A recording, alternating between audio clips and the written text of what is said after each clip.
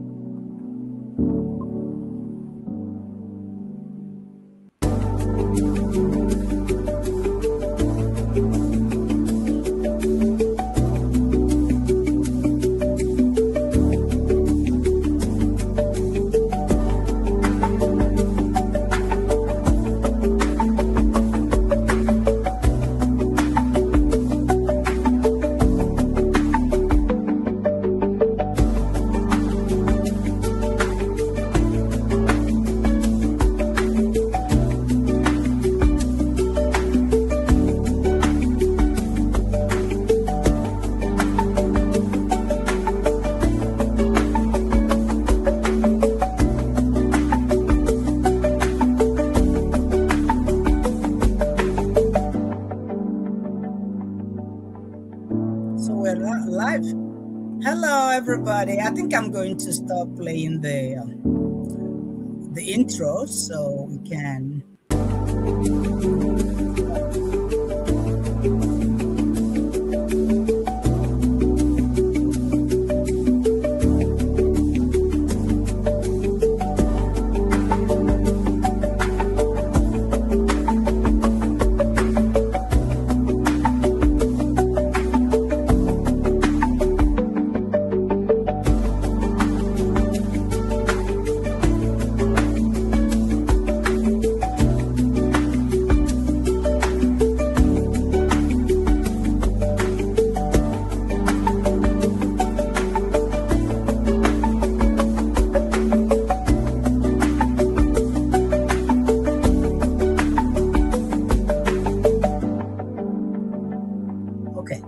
We are live actually on. Okay.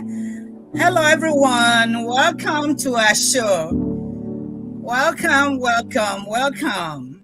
So we are here to talk about what is in everybody's mind. I need to stop there. So I need to stop.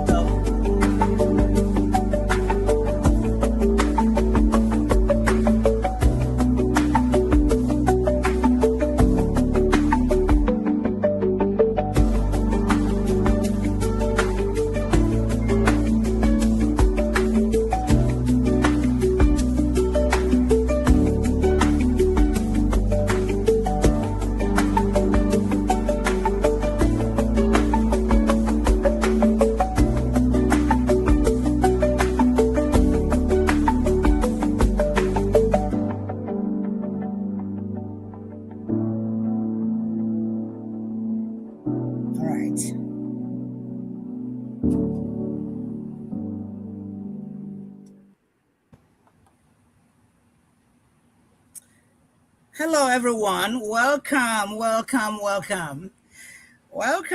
This is our group, Trust as a competitive advantage in the AI era. Welcome. If you're here already, please let us know you are here. Comment. Tell us something. Tell us where you are. Are you watching us from Nigeria? Are you watching from London? Are you watching from wherever you're watching from? Tell us who you are. Welcome. I want someone to tell us if check and see if we are live but I can see that we're live in LinkedIn. So I can see that we're live on LinkedIn. All right. So you know what? I can use my. So I'm Professor Roxanna Ezenekwe. I am the host for today. We want to let you know what we think about AI and the way and the way it's being used. AI has come to stay, so I'm not saying that AI should not be used. I actually use AI. I can just tell you quickly that I use AI.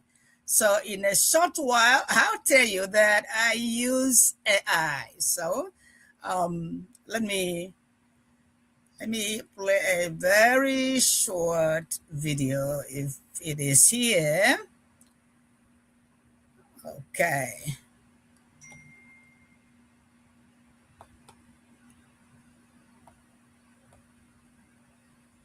All right. So can you hear this? Can you hear that? It's actually, can you hear? Can you hear that?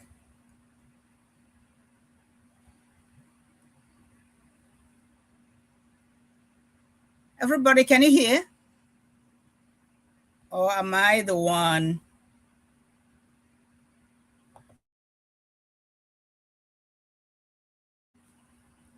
I'm asking if you can hear. Can you hear? All right. Can you hear? No. Okay. We can hear you, but we can't hear the music. All right. So I'm going to take it off then. I will take it off. Let me take it off.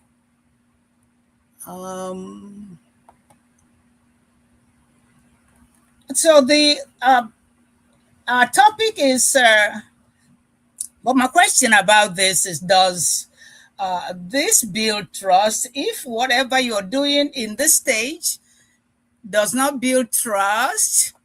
Then AI will not help us with that. So using AI wisely is the reason why we're here. Using AI wisely and making sure we are learning how to use it. Because I'm not condemning AI, I'm actually learning how to use AI. So I'm going to bring this to stage. And then let me make it. So I'm going to let my slide see. All right, so let's make sure that we are using AI wisely. I'm going to the first slide. So this is my slide. So we do not want AI to replace us. So we want to learn how to use it and use it wisely. AI can do all the doings, but it cannot do the vouching. AI cannot vouch for you. It does not do the judgment.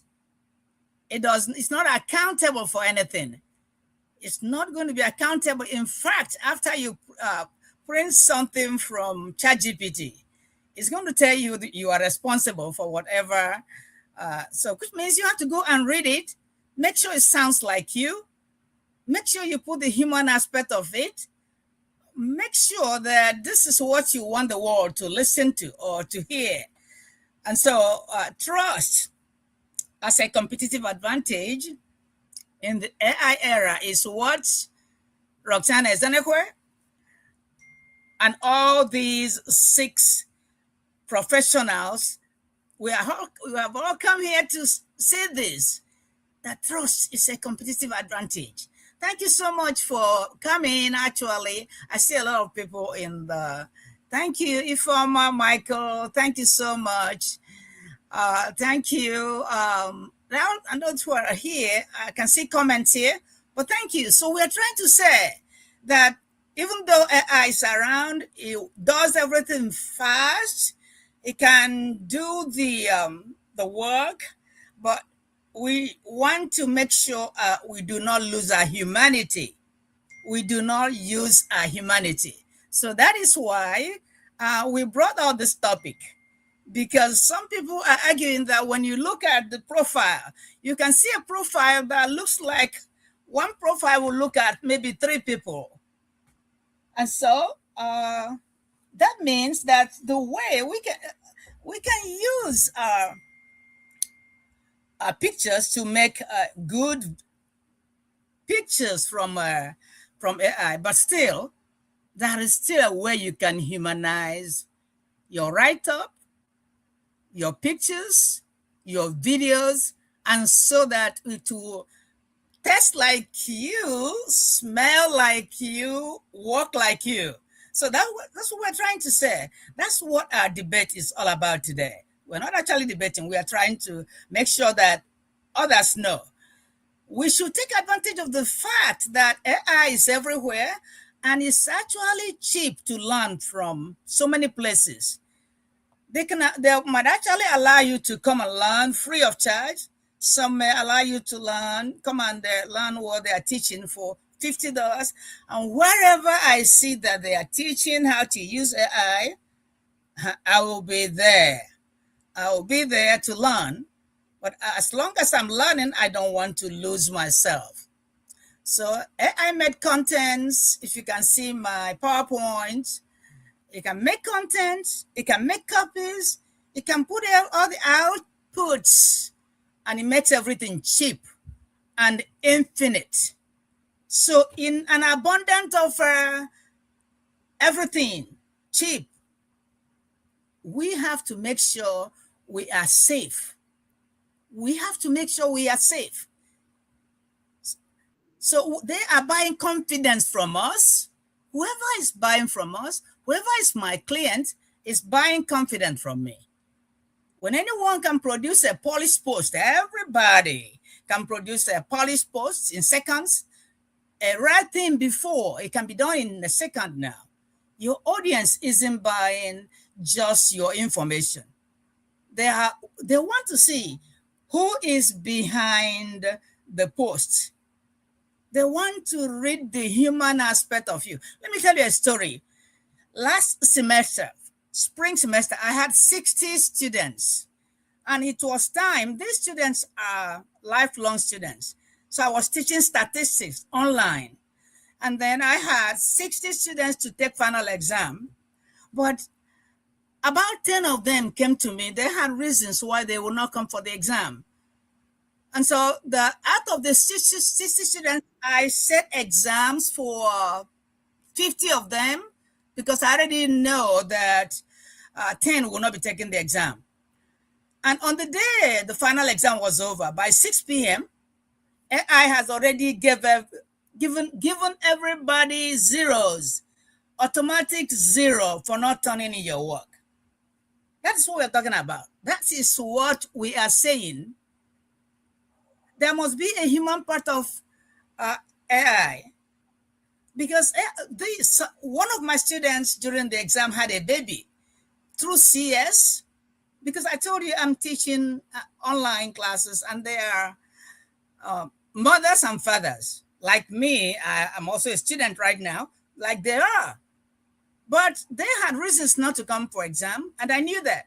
I know that after the exam, I will give them a retake. But AI did not know that. So when the exam was over by 6 p.m., AI has given every empty space.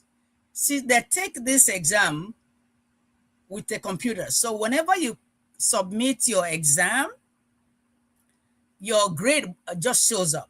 But for those who did not submit the exams, there was no grade for them. And AI gave them automatic zero. So that is what we are saying. Who is the person in charge that will make sure that whatever AI did not do well, that it should be corrected? Who is there to humanize the post you published, the pictures you posted? And so we can actually all use AI wisely. I can tell you that, I made my PowerPoint with AI. I can tell you that's my PowerPoint. I made my PowerPoint with AI. Actually, I'm a teacher. I used to make a PowerPoint. It used to take me 1 week. But now it can take me 1 minute to make PowerPoint. A slide deck about 12. Beautiful slide deck. If I like, I can just use Gamma, or I use Cloud. And Cloud will spit out PowerPoint in a second. But I still have to read it over. I still have to make sure that my PowerPoint is what I wanted it to write. I still have to humanize it, humanize the PowerPoint. And so that's what we are saying. I hope that's what all of us are saying. And I don't want to take more than 8 minutes because we all have 8 minutes each. So we're going to get to another person to speak. So it's going to be another person to speak. Let me see who is, I want to know who is available to speak right now. Celestina, are you ready? Go ahead. Tell us who you are. Let me see. Are you here? Okay. I want to see if she fell off. All right. She is not here. Celestina is probably coming back. Okay. Faith, can you take it up? Take it up. Tell us what you think about AI and the proliferation of it. Go ahead. So I'm going to get my, tell me when you're ready and I'll get everything out of the thing for you.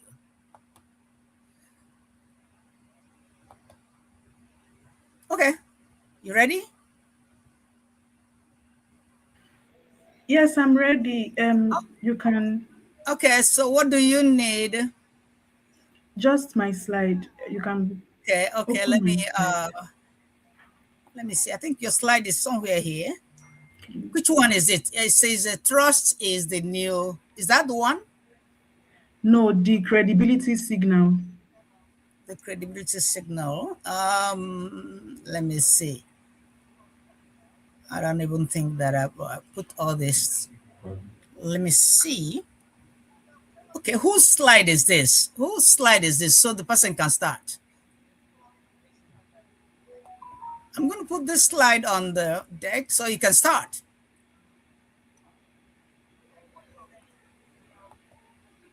She's on backstage unless you bring her to. Okay, bring her up. Someone is on backstage.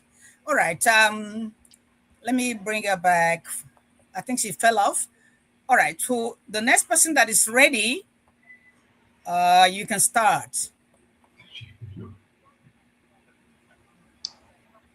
Can I talk? I don't Okay, know. go ahead, Vida. Go ahead, Vida, start. It's actually happiness. I don't know if I can talk. Unmute. Yes, yes, if you're ready, go ahead.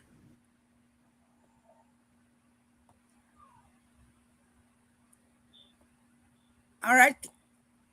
Are you speaking? I can't hear you. Can you all see me and hear me clearly? Good evening, I can everyone. hear you, yes. I can hear you. But I can, let me bring this so.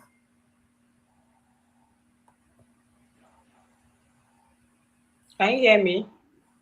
Yes, I can hear you. Go ahead, loud and clear. Go ahead. I don't know. Can you slide? Is this not, this is not your slide, right? Whose slide is this?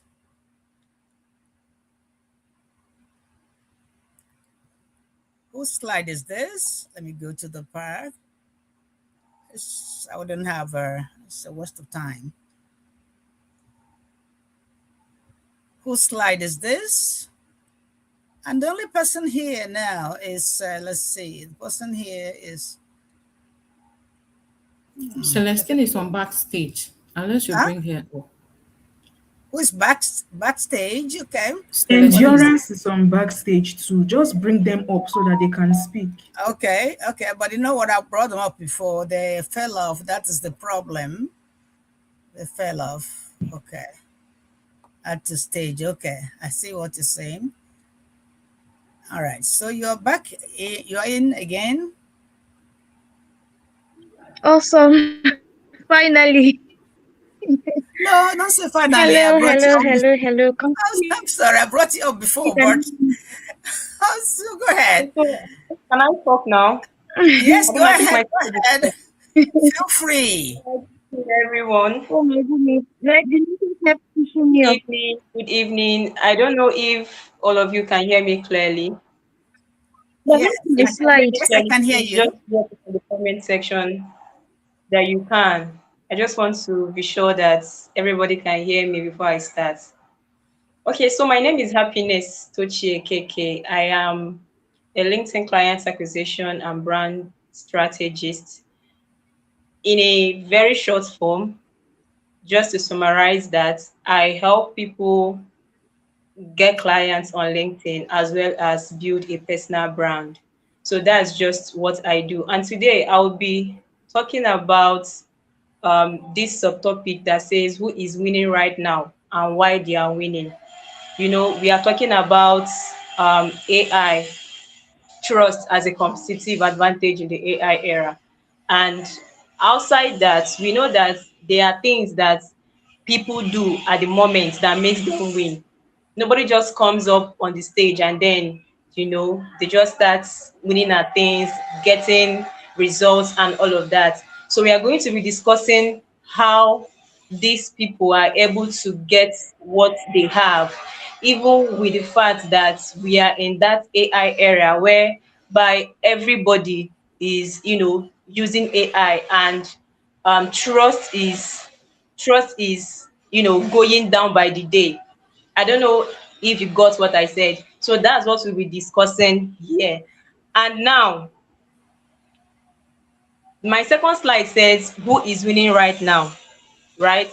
So just like I said before, the people winning now are not just people that have the numbers on LinkedIn, just like my first point said. If we are in an era where AI is used, right? And almost everybody you see is making use of AI. People have one or two. I'm not sure there is anybody right now in the present world now that doesn't really know what it is or what it means for them to use an AI, right? So now there are if you want to stand out, or if you want to be unique, even in this era whereby AI is very rampant, there are certain things that you need to put your eyes on. There are certain things that you need to be known for. You don't just need to be there just for the numbers. No, a lot of people can get the numbers with AI, right? A lot of people can get the numbers with AI. A lot of people can, get the influence, get whatever it is with the AI. But one thing that moves the needle at this point in time, or in this era, is what we call trust. And the first point I have here is, sorry, I'm going to be using my other device just as an assistant to help me read out clearly what's on the slides. So the first point I have here is, the people winning on LinkedIn now, even in this era of AI, are not the people that have the most followers, right? People winning right now are not people that have, a very large number of followers, people that have how do I put it? They have the influence, right? That's what we call it. You have the influence, they have the followers, they have people that always show up for them and all of that. Those things are good, right? But at the same time, you can still have the followers, you can still have the metrics, the numbers, without actually winning, or without actually achieving a lot on LinkedIn at the moment. I don't know if I made sense with that. Yes, Hope you you all can hear did. me. Can Yes, you hear me? yes, you Can did. anyone hear me? I can hear you. Go ahead, loud and clear. I can hear you. All right. Okay, so that's for the first point. I said that you can have a lot of followers, you can have a lot of numbers, but at the same time, you're not making any impact. People don't trust you. People don't see you as someone they can trust with. If what you are aiming at getting is getting clients, or getting connections, or getting opportunities, you can still have the followers, and then people won't be able to trust you with what it is you want to achieve. They won't be able to trust you with the clients that you want. They won't be able to trust you with that opportunity you want to get, right? So we've moved a bit from the stage where we just numbers do the game, or numbers game just do the thing for us. We've moved from that era where it's just all about numbers, just all about metrics, just all about people that we follow and people that follow us. Now we are in the era where your originality, your uniqueness is what matters, right? Your uniqueness is what people sees and then they buy into you. Your uniqueness is what sets you apart in this era where everybody can do anything with AI. Just take for example, right? Most of the posts on LinkedIn now, most people are just making, how do I put it? They make posts, right? They write their posts using most of the AI softwares, right?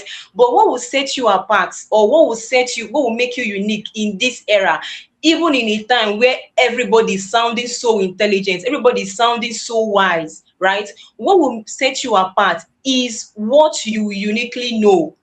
What you know, what you uniquely know, is not just about what AI gives you, right? It has grown beyond just the fact that you can just tell AI, oh, I need you to write a post based on any topic. I want to post on LinkedIn tomorrow, and AI will just vomit anything and give you. Any other person can do that. But what sets you apart in this era is the uniqueness you bring, right? Is that thing that is just all about you. If I check, I have a lot of I have about 1000 and 100 and 1000 and yeah, 1.7k followers on LinkedIn, right? What should set me apart, right? What should set me apart is my own uniqueness, my story, who I am. Because anybody amongst my followers list, right? Anybody amongst people that are following me can give AI anything and it will give them that same thing that they want. But what would set me apart is what I know, my stories, my experience, my own uniqueness. So just like I said before, we've grown beyond, or we've gone beyond that the era where numbers just do the game or play the game for us. Now we are in an era where what is very substantial to people at the moment is trust. What is very substantial to people at the moment is trust. And then the second point I have there is, sorry, can you still see my slides? I think I'm not still seeing it Okay, here. I need to get that out. Sorry.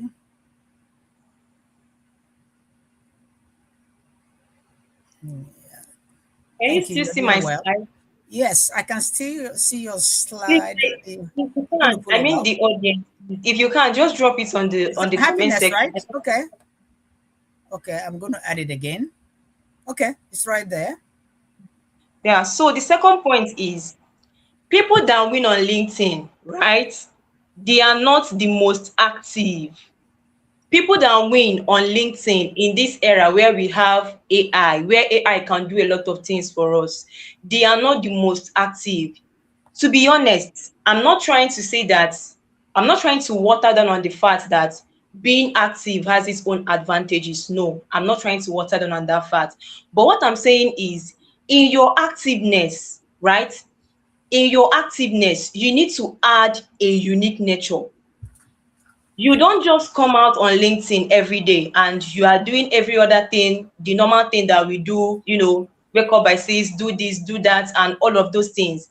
And then what you are living on, or what you are putting out there, is borrowed knowledge. I don't know if that makes sense. You can't just come out on LinkedIn, you are active every day, you are doing this, you are doing that. We see you on these comments, we see you on the other comment section, and what you are living on is borrowed knowledge. You don't really know anything about the field or the niche that you are in, right? So what will set you apart, even in this era where it's as though it's hard for people to just trust people just like that on LinkedIn now, what will set you apart is not the fact that you are active, but the fact that you bring in your own uniqueness even in that activeness. I don't know if I make sense with that. So Yes, this you the, do. the, You the, are third, making a lot of the, third, sense. the third point is, people that win on LinkedIn right now, right? People that get the clients. No, winning can mean a lot of things for a lot of people. What winning might mean to me will not be the same thing it will mean to the other person, right? So people that win, just define winning in your own scope, like what you want to achieve, right? So people that win are the most trusted. See, the truth of the matter still remains that if you really want to get a lot from people, be it on LinkedIn or on any other platform, is a general rule of life. People need to come to the point where they trust you enough before they are willing to take a chance on you. I don't know if I made that, if I made a point with that. People need to come to a point where, beyond just your posts, beyond just they are seeing you on their comment section, beyond just the fact that, oh, you can write a post with AI, or you can make designs with AI, or you can do this. People need to come to the point where they can trust you, and that trust is what will bring the opportunities you are looking for, right? That trust is what will bring the opportunities that you've been yearning at, the clients you want, the deals, gigs, whatever it is you want to get at, right? That trust is what will bring it. People don't just come online and then see you, and because you are active, you wake up every morning by 6 a.m., you are commenting, you are posting, and then they will just push you out there, dash you whatever it is you are looking for. No, it's not. It doesn't happen that way. It doesn't work like that, right? It doesn't work like that. Trust is a very great buying power. Like, it's not something that is easily given. And for you to build trust, you need to come to a point where you've shown yourself to be a very accountable person, somebody that is not just there just for the numbers. There are a lot of people on LinkedIn that, to be frank and to be honest, what they are there for is just to be getting the numbers, the metrics, the that, the this and the that, and all of those things. Those things are good, don't get me wrong. But beyond that, you need to be a person that people can trust, so that we don't just come on your page and then we see that, oh, you have a lot of followers, you have a lot of engagements, tractions, and then when they give you jobs to do for them, you do nothing. So you see, that's why I said that numbers, followers, metrics, and all of those things does not equate to people trusting you. It doesn't, right? So the next point I'm going to be talking about is the third slide. I hope you can still hear me, please. If you can hear me, please just let me know, or drop Yes. it on the Happiness, comments. remember that we're timed. Yeah. Sorry. So just to round up and wrap up everything I just said. People are winning on LinkedIn, and these are the things that makes them win. Sorry, I'm using my second device so that I'll see my slides clearly. So these are the things that make people win on LinkedIn.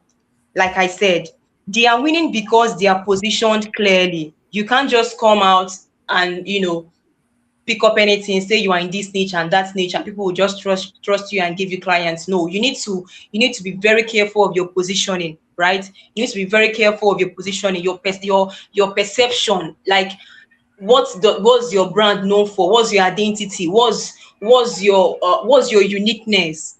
Be very careful, and very, very, very careful of your positioning. Then the second point is, they build trust before they sell, right? You don't just see people and then you just start selling at them. You just start telling them, I have this, I have that. No, first of all, you have to build trust. So long as you are not selling on the road, this is internet. And one of the things, just like I said, one of the very great buying power we have in this age is trust. So you have to be able to build trust before people can buy from you. Then the third and the last point says, you show up with consistency. Just like I said before, I'm not saying all of these things to say that consistency or being active is not in itself a good thing, right?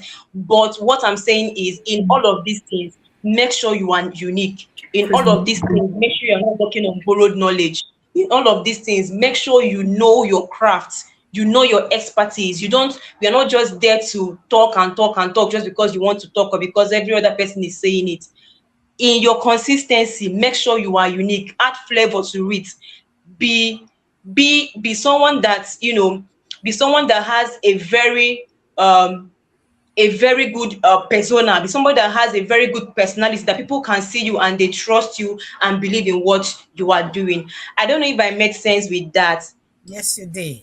Yes, you did. All right, so this is where I will end for today. And before I leave, please, I have a lead magnet I would want you to try out. If you are here on LinkedIn and you've been finding it difficult to, build your brand, get clients, get opportunities, and whatever it is you want to get at, right, on this platform. So I am here. I have a lead magnet that I've curated, the lead magnets I've created that will help you find out if there is any gap that needs to be filled, right? If there is anything that you're not doing right, that you need to do right. So on the screen, you will see I have a lead magnet there called LinkedIn Opportunity Assessment.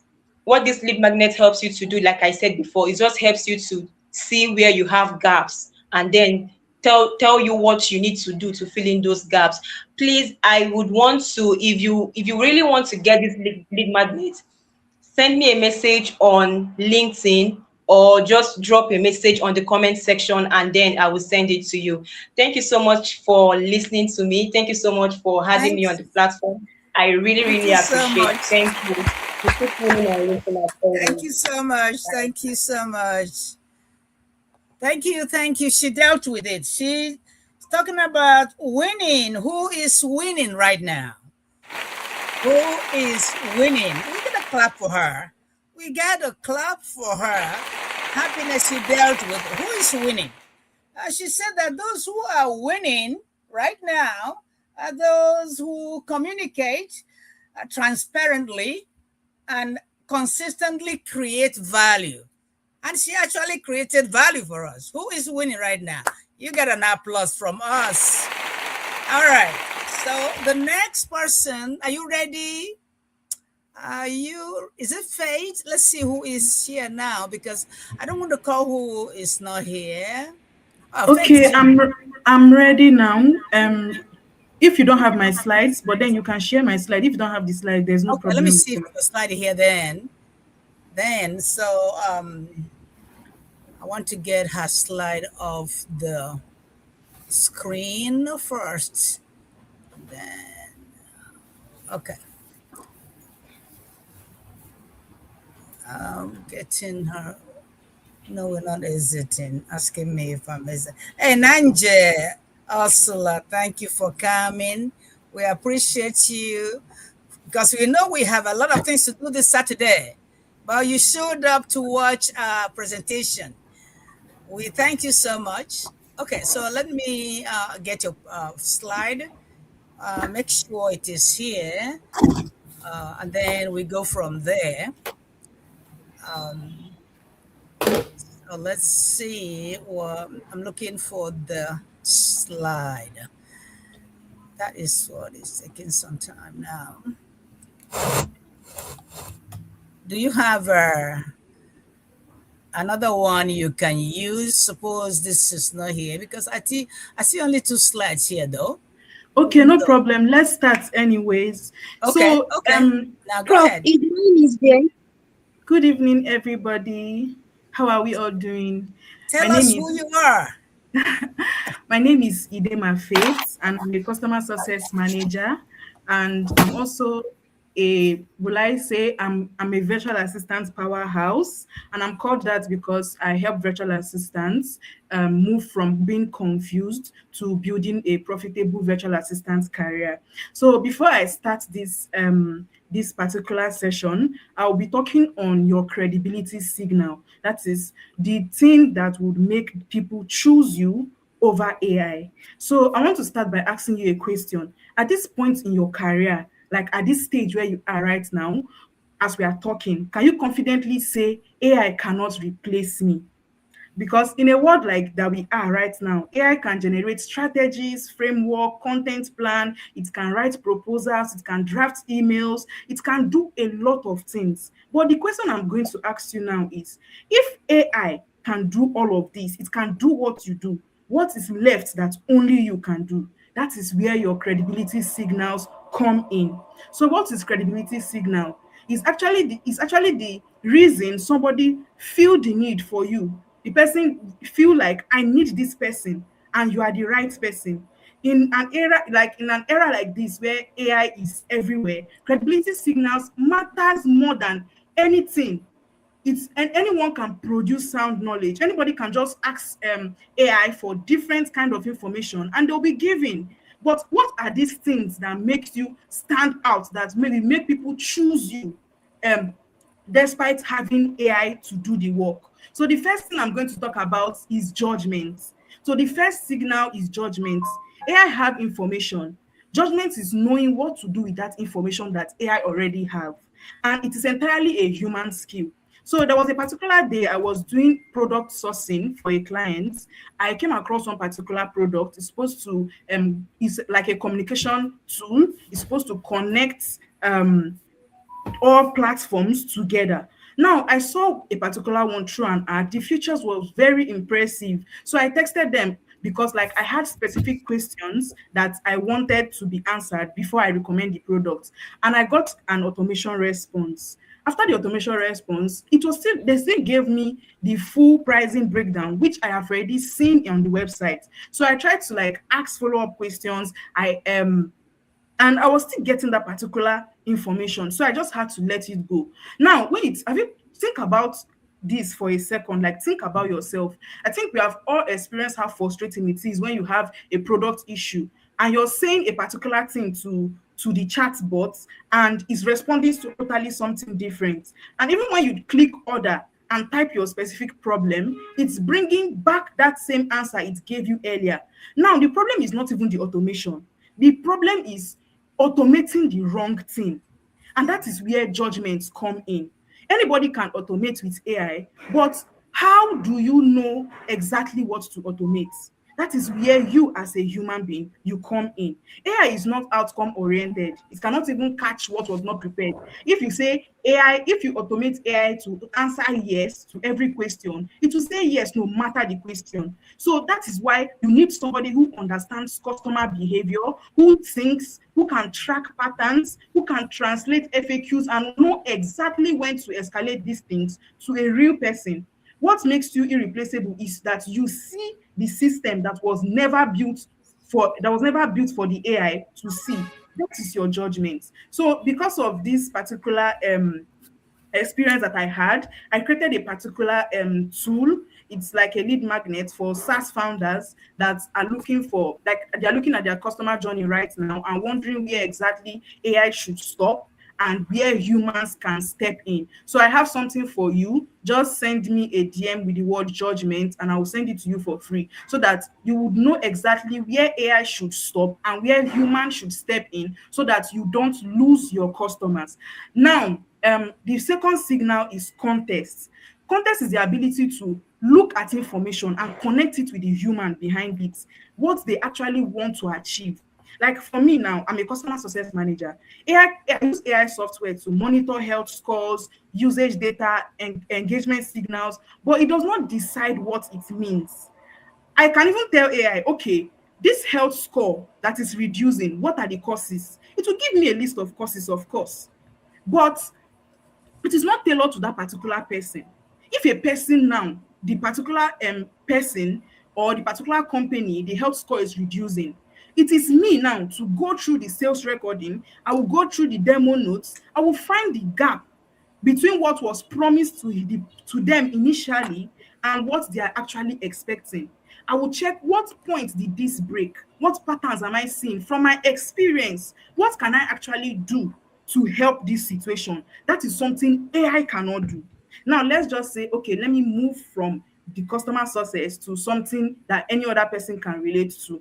Now, let's say you want to build a brand. You had an idea and then you want to build a brand on social media. What do? You go to AI. You say, okay, AI, I want to build a brand identity and my colors are blue and white, right? And then you tell AI, my company name is, let's just say, Faith Enterprise, and I sell digital products. And yes, that is it, right? Now, AI will just give you information based on what you just gave it, which is the blue and the white. It will build everything around that. And it might just give you, okay, Faith Enterprise. It will give you FE initial and maybe a digital product sign on top of these initials. Now, it is not like it's bad, but is this what your audience can connect to? Can they see your identity and say, okay, yes, I need this? That is where you as a person, the context comes from. Now, do you know that choosing colors for a brand has nothing to do with what you like? There are questions that need to be answered first. There are industries that are you this industry that I am, does it fit with this color? What problem am I solving? What feeling should someone get the moment they see my brand? What does your audience already associate these colors with in your space? and there are different types of logos. There are there are initials, there are word marks, there are symbols, there are emblems. There is a lot. And each of these logo is not just they are not just names. They have specific purpose that they are playing in this particular company. Now, if you launch your brand and then it does not connect, people are not doing anything from it's not like the AI failed technically, right? But the person that applied the context is not there. So let's just say it is coming from a graphic designer angle. He's using that same AI tool with you, but because you already have the experience of knowing what works in an industry, he knows what your audience responds to.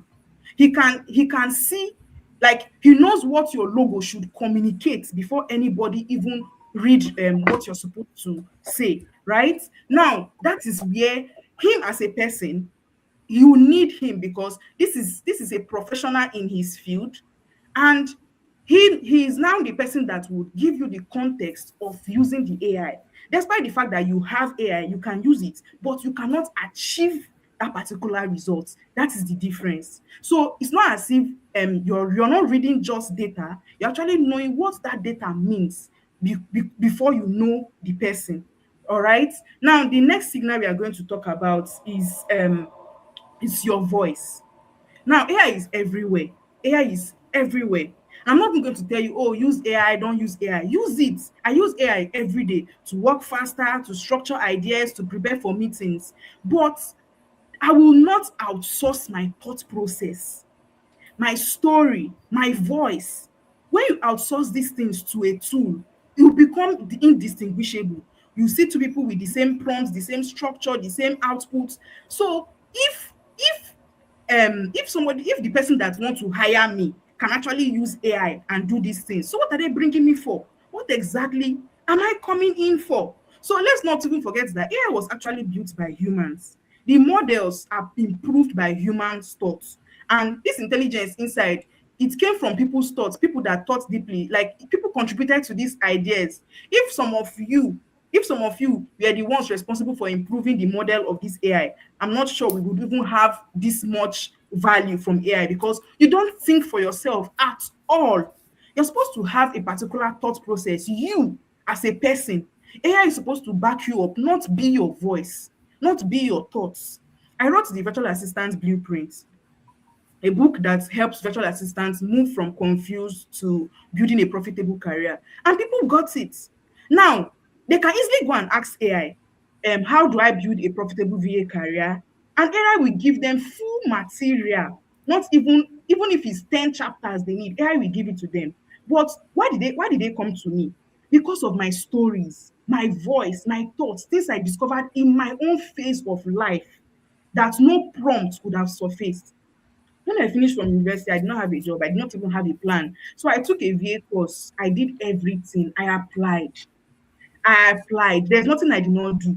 I thought that, okay, maybe I needed another course. I was taking different courses. The kind of courses I've taken, I deserve award for it. I went to Upwork. I spent money buying connects. I did a lot of things. I had to go back to my 9 to 5 that was paying me 30,000, because what do I have to do? I don't have anything to do, but I just decided to summon courage and I came back. I even changed my niche 8 times. You won't believe. There's no niche, VA niche, that I've not tried. It's like a lot. But now, those are the things that people connect to. That journey, that confusion, that watching others celebrate while you are stuck. They saw themselves in those pages. So they're not buying the information because they can get it anywhere. They are buying proof that someone had been exactly where they are and the person found a way. The hardest part of writing this particular book for me was where I had to write some AI prompts to help people answer some certain questions. But the thing is that I know how people behave.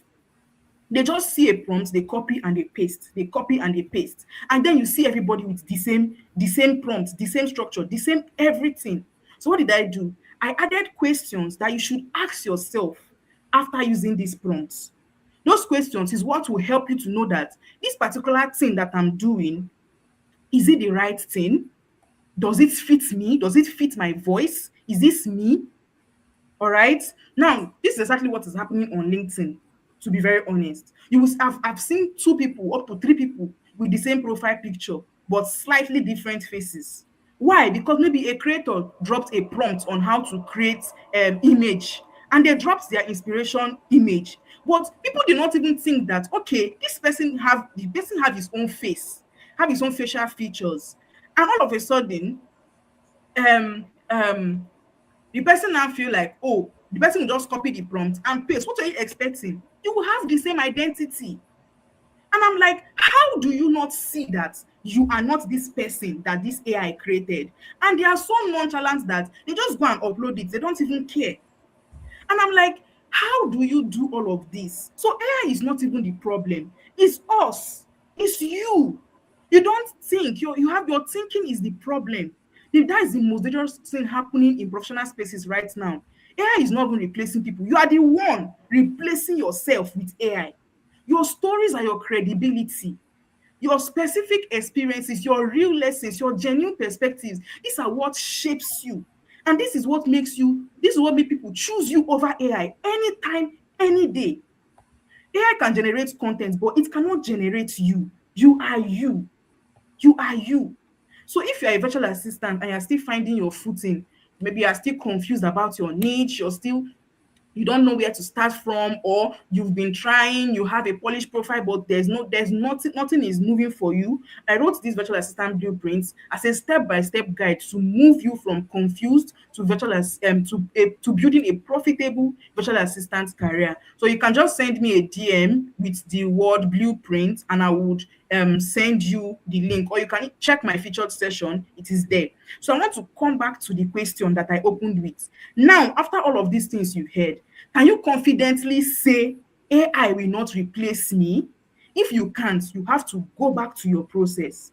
You have to go back to everything that you've been doing, because AI does not have your judgment. It does not carry the context of real relationship that you have built over time. It cannot generate your story. It doesn't have your voice. It doesn't this particular the life you live, the voice, your story, everything, this is what shaped how you think and how you walk. So the people that win in this era are the ones that are undeniably, like, they are so undeniably themselves in how they think, how they show up, what they bring. And there's not and that is like, there is simply no substitute. That is your competitive advantage. You are the one. Thank you very much. Thank you so much. Thank you. That is hope. That is hope. She talked about the authenticity gap. Even when AI generated content is polished, audiences often sense the difference. That's what she's saying. That's what she's warning us about. Authentic experiences, original insights, they matter. And genuine stories create deeper engagements and lasting relationships. Genuine stories. If you deal with your customer genuinely, they will come back and they will bring their neighbor and bring their friend and bring their friends' friends. Well, thank you so much, Hope. Let's clap for you again. Thank you. Oh, let's see who is next. Let me see. Celestina, are you available now? Yes. Okay. Since we are talking Please, about the same topic, please, and can you see my slide? Let me see if I can see it. Let me see if I can see your slide. Yeah, I see your slide written Celestina. Okay, I'm going to add that to stage. And then you're already on stage, right? Yes. What else do you need? Can you start? All right. So good evening, good morning, good afternoon, and thank you so much, everyone, for joining us to have this conversation. Like every of the speaker who has already spoken on this topic said, we are just trying to help every one of us understand better ways that we can leverage AI. AI is not here to take our jobs, like is always said, but AI is here to amplify our job and make it better. So just to add to the conversation, I will also be looking at the authenticity gap. By the way, my name is Celestina Okere, and I have a 9 to 5. I'm the group head of learning and development at Leadway Group, and I also have a food processing brand. Why am I saying this? Because we are talking about the authenticity gap. And what we are trying to say here is that there's come the time that everyone needs to bring their true self. AI is there to help us. AI is there to help our job. But what will make the difference, because every one of us here, we use ChatGPT, for instance, we use Claude, maybe using Notebook LM and all of that, Lovable and all of that. But what makes the difference between your work and my work is the uniqueness of our personality. We have stories, we have where we're coming from. And from a personal experience, a lot of us, we are and that's why I say from a personal experience, a lot of us, we are even ashamed to share our story. And I'm saying this because once upon a time I was in that WhatsApp group, if I may put it that way. Because of where you're coming from, you feel that, oh, I don't want people to know that it wasn't all rosy for me. I don't want people to know that I suffered a lot. It wasn't who I am today. And as you can be seen from the slide I'm showing you, if you can see that little boy on that lowly path, that is his journey. And there are people out there who are also passing through that. Like I said, I started from a very, very, what you call a very, very humble beginning. And at some point of my life, I felt that, oh, when people who know you now as what you are, maybe people that know me today as the head of learning and development, if they had to know that once upon a time, even when until I finished primary school, I'd never had a uniform of my own, they probably would laugh, they probably would feel somehow. So all along, I was just kind of ashamed sharing my story. But along the way, I found out that when I started working with people and some coaches, I found out that it was actually that story that makes me unique.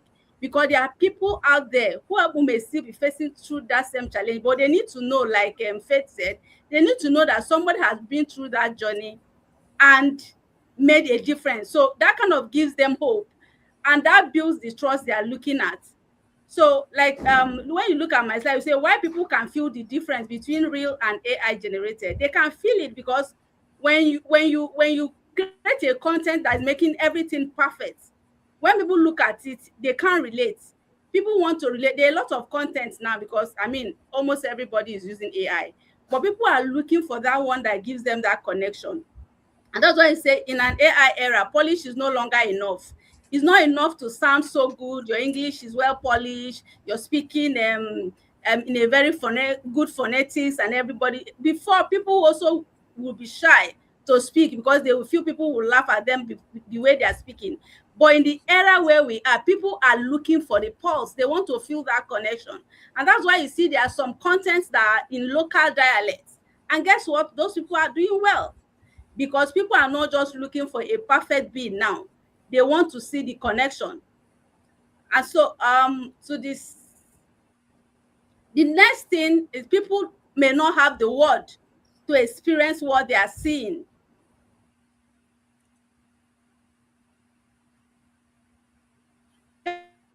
Sounds so intelligent but feels disconnected from the lived reality.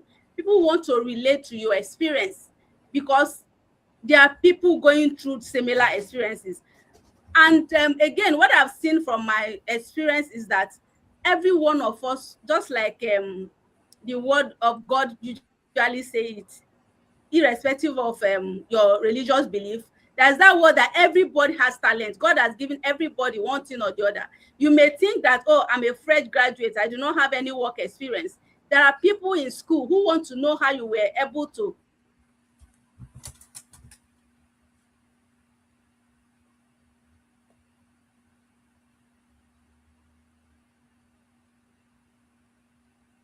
get that job. A lot of people has failed an interviews. They want to know how you were able to do it. So I'll just quickly summarize the 5 key authenticity gap that I identified for this purpose. One is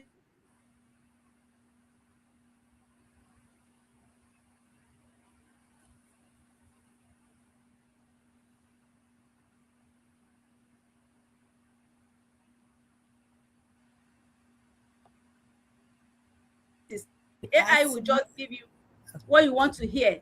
The next gap is emotion gap. AI imitates emotion, but humans genuinely feel it.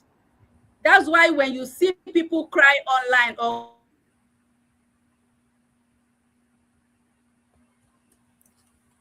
through emotional struggles, they have never met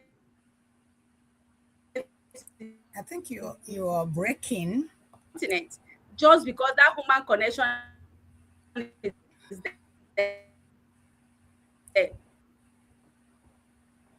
The third one is okay, but humans create what has never been said, because my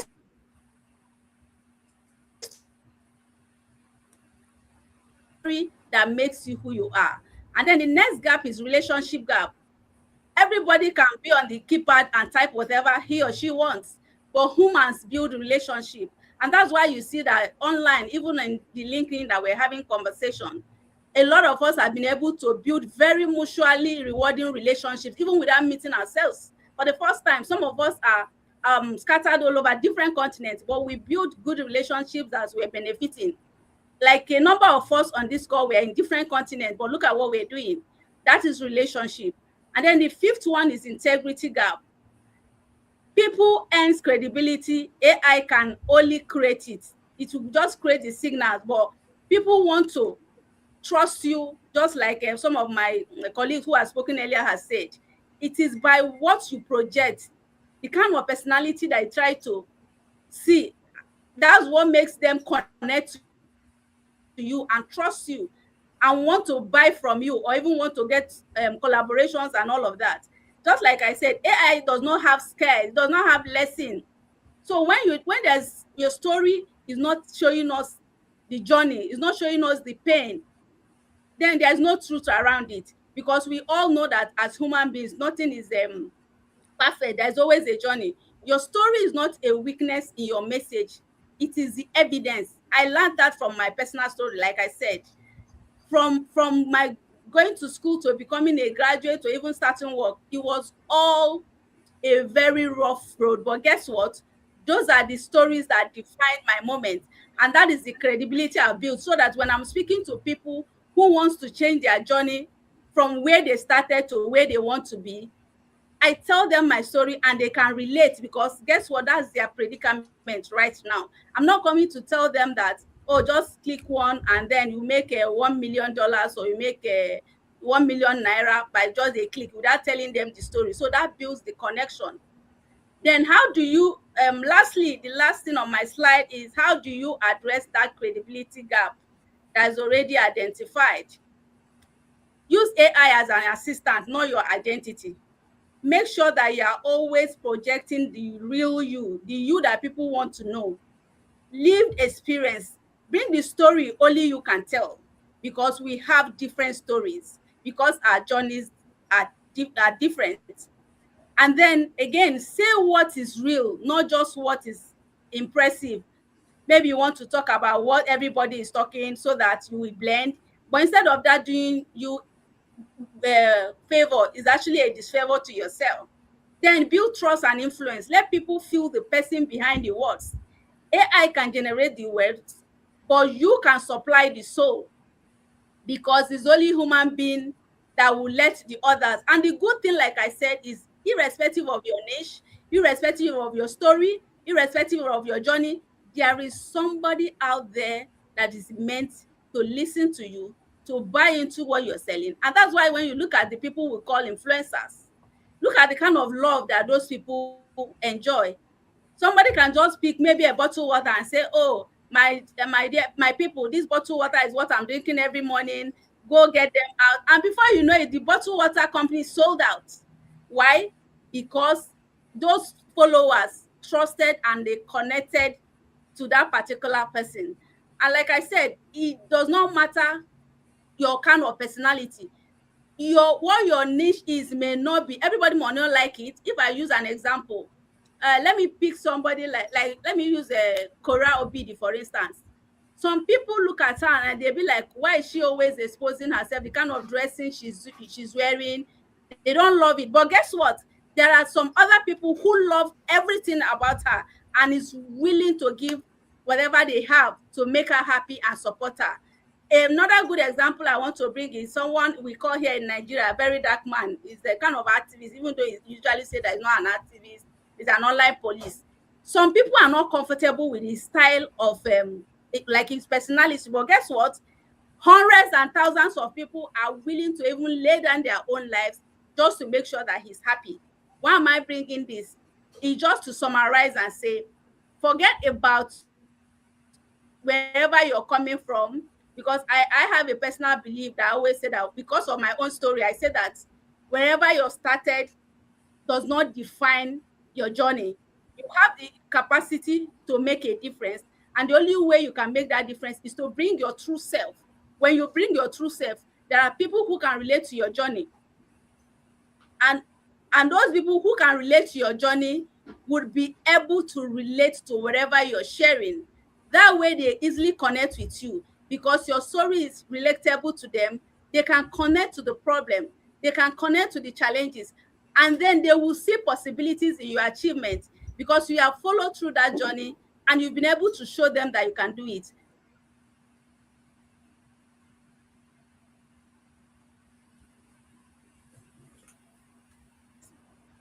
As a developer, for instance, you want to build an app. You are building that app with the knowledge of, oh, let me build the app for them to use, maybe HR people for onboarding. But when you have an HR person building the same app, you already have that context because you are a professional in that aspect. So you pour your knowledge into that. I can tell you, even though you are not a professional developer, your output will definitely be better and more robust when compared to the one that was done by a professional developer who does not have the human resource knowledge or experience. So thank you once again for joining us today. And I hope that after this conversation, you'll be able to take away the shame, because at times, again, some people hide under shame of, oh, what will people say? How will they perceive me? Who will listen to me? Who will comment? Who will relate? People are watching. Even if they are not commenting immediately you started, with time, they can identify your personality and the story you're bringing on board, and they will begin to relate with you. And that will make the difference, because the moment the connection is made, every other thing comes to be. And just to support some people on that journey, that was why I created a 4 weeks coaching program where I help leaders build visibility and leadership that helps them to show themselves. Because a lot of people are very talented, they have this experience, but they are hiding their story, just like the way I was hiding mine. Like I have over 15 years, almost 20 years of experience. But guess what? It was actually this year that I decided to say, I'm going to put myself out there to share my story, to inspire others, especially women, especially the young girl child who are being told that they can never make it. I was once referred as a dog chasing a car just because I said I wanted to go to school and be a graduate. But today, all of that story has changed just because I decided to come out and be myself. And that's why I'm having this conversation. And I'm so glad to share my story. And I hope that hearing this story today will inspire somebody here to step up, own your unique identity, and present yourself the way you are online. And like we always say, the world would adjust. Thank you so much for your time. Thank you so much. Thank you, Celestina Okere. That is another authenticity gap. Wow. Wow. Excellent. Excellent. Thank you. Thank you. That was good. Wow. Welcome. All right. Let's see. Vida, you here? Let's see. Yes. Okay. Yes, I'm here. Okay. All right. It's time for Vida to. Can you share my slides if possible? Okay. If not, Let's I can proceed to. find your slide. Good evening, everyone. I'm so excited to be part of this panel this evening. Okay. My other colleagues have said a lot, and that's lovely. I'm talking about the credibility signals. Actually, I'm going to talk about 3, and I'm going to use myself as an example for us, or from my experience. The first one that I'll talk about is visibility, right? So backstory of mine: when I completed a university, I was finding it so very difficult to get a job. I had one and I got there. They asked me whether I can use Canva, and I said no, because honestly, that was the first day I was hearing of Canva. And because of that, they underpaid me. That experience made me realize how powerful our degrees are, but also we need something in addition, which is digital skill. Aside that, I actually learned about Canva. I wasn't too good, but I was better until I had another job. I Is went for this an a interview slide? again. Look on the, is No, that your this is not my slide? slide. No, It's not. no, no. If you can't get Okay. it, that is fine. I can proceed with it without it. Okay, so Okay. the second incident happened when I went for a job interview. They asked me about my social media handle, whether I'm social media. I said yes, I'm on LinkedIn. I shared my URL. They opened my LinkedIn profile and it wasn't impressing at all, at all. The honest truth is that they didn't open it on their laptop or on their phone. It was on a big screen and they opened it. Honestly, I didn't get a job because I lacked visibility. I share this experience because my first point is visibility. People cannot trust you when they can't see you, when they don't know you. So if you are using AI, it's good. But if you are using AI to cover yourself and you the human being, you are hiding behind, then we can't connect with you. So that's my angle. We have to be visible. And I know a lot of people here right now, we are already visible. So meaning that we have to be intentional about it, right? My second point I'm talking about proof of your work, right? As we are using AI, we still have to make sure that we are showcasing our works. You are a designer, you designed yourself, showcase your work. Let us know that you designed it, not even if you leverage on AI, still you are the human being that was able to prompt to that extent to get a unique design, right? So you make sure that you showcase this kind of proofs. Just recently, someone reached out to me and was like, Vida, I've realized that you've been getting these speaking opportunities here and there here. Well, how is it happening? And I told the person, I've not even started outbound leads. What I'm doing right now is building my credibility. And that credibility is getting me the trust, and the trust is bringing me opportunities. So if you are here and you are not getting opportunities, then I want you to take this proof of your work so seriously. Whenever you do a job, take recommendations, case studies, showcase them, because right now it's very difficult to trust people. Me myself, it's very difficult for me to trust people because of the AI noise everywhere. Show your thought processes, show your how you design, how you write content, like showcase it. That's what we want to see, so that we can believe that indeed you are the one that did this particular thing. Because trust nowadays is becoming very, very, very expensive. So on my journey right now, I'm documenting whatever I'm doing and I put it out there.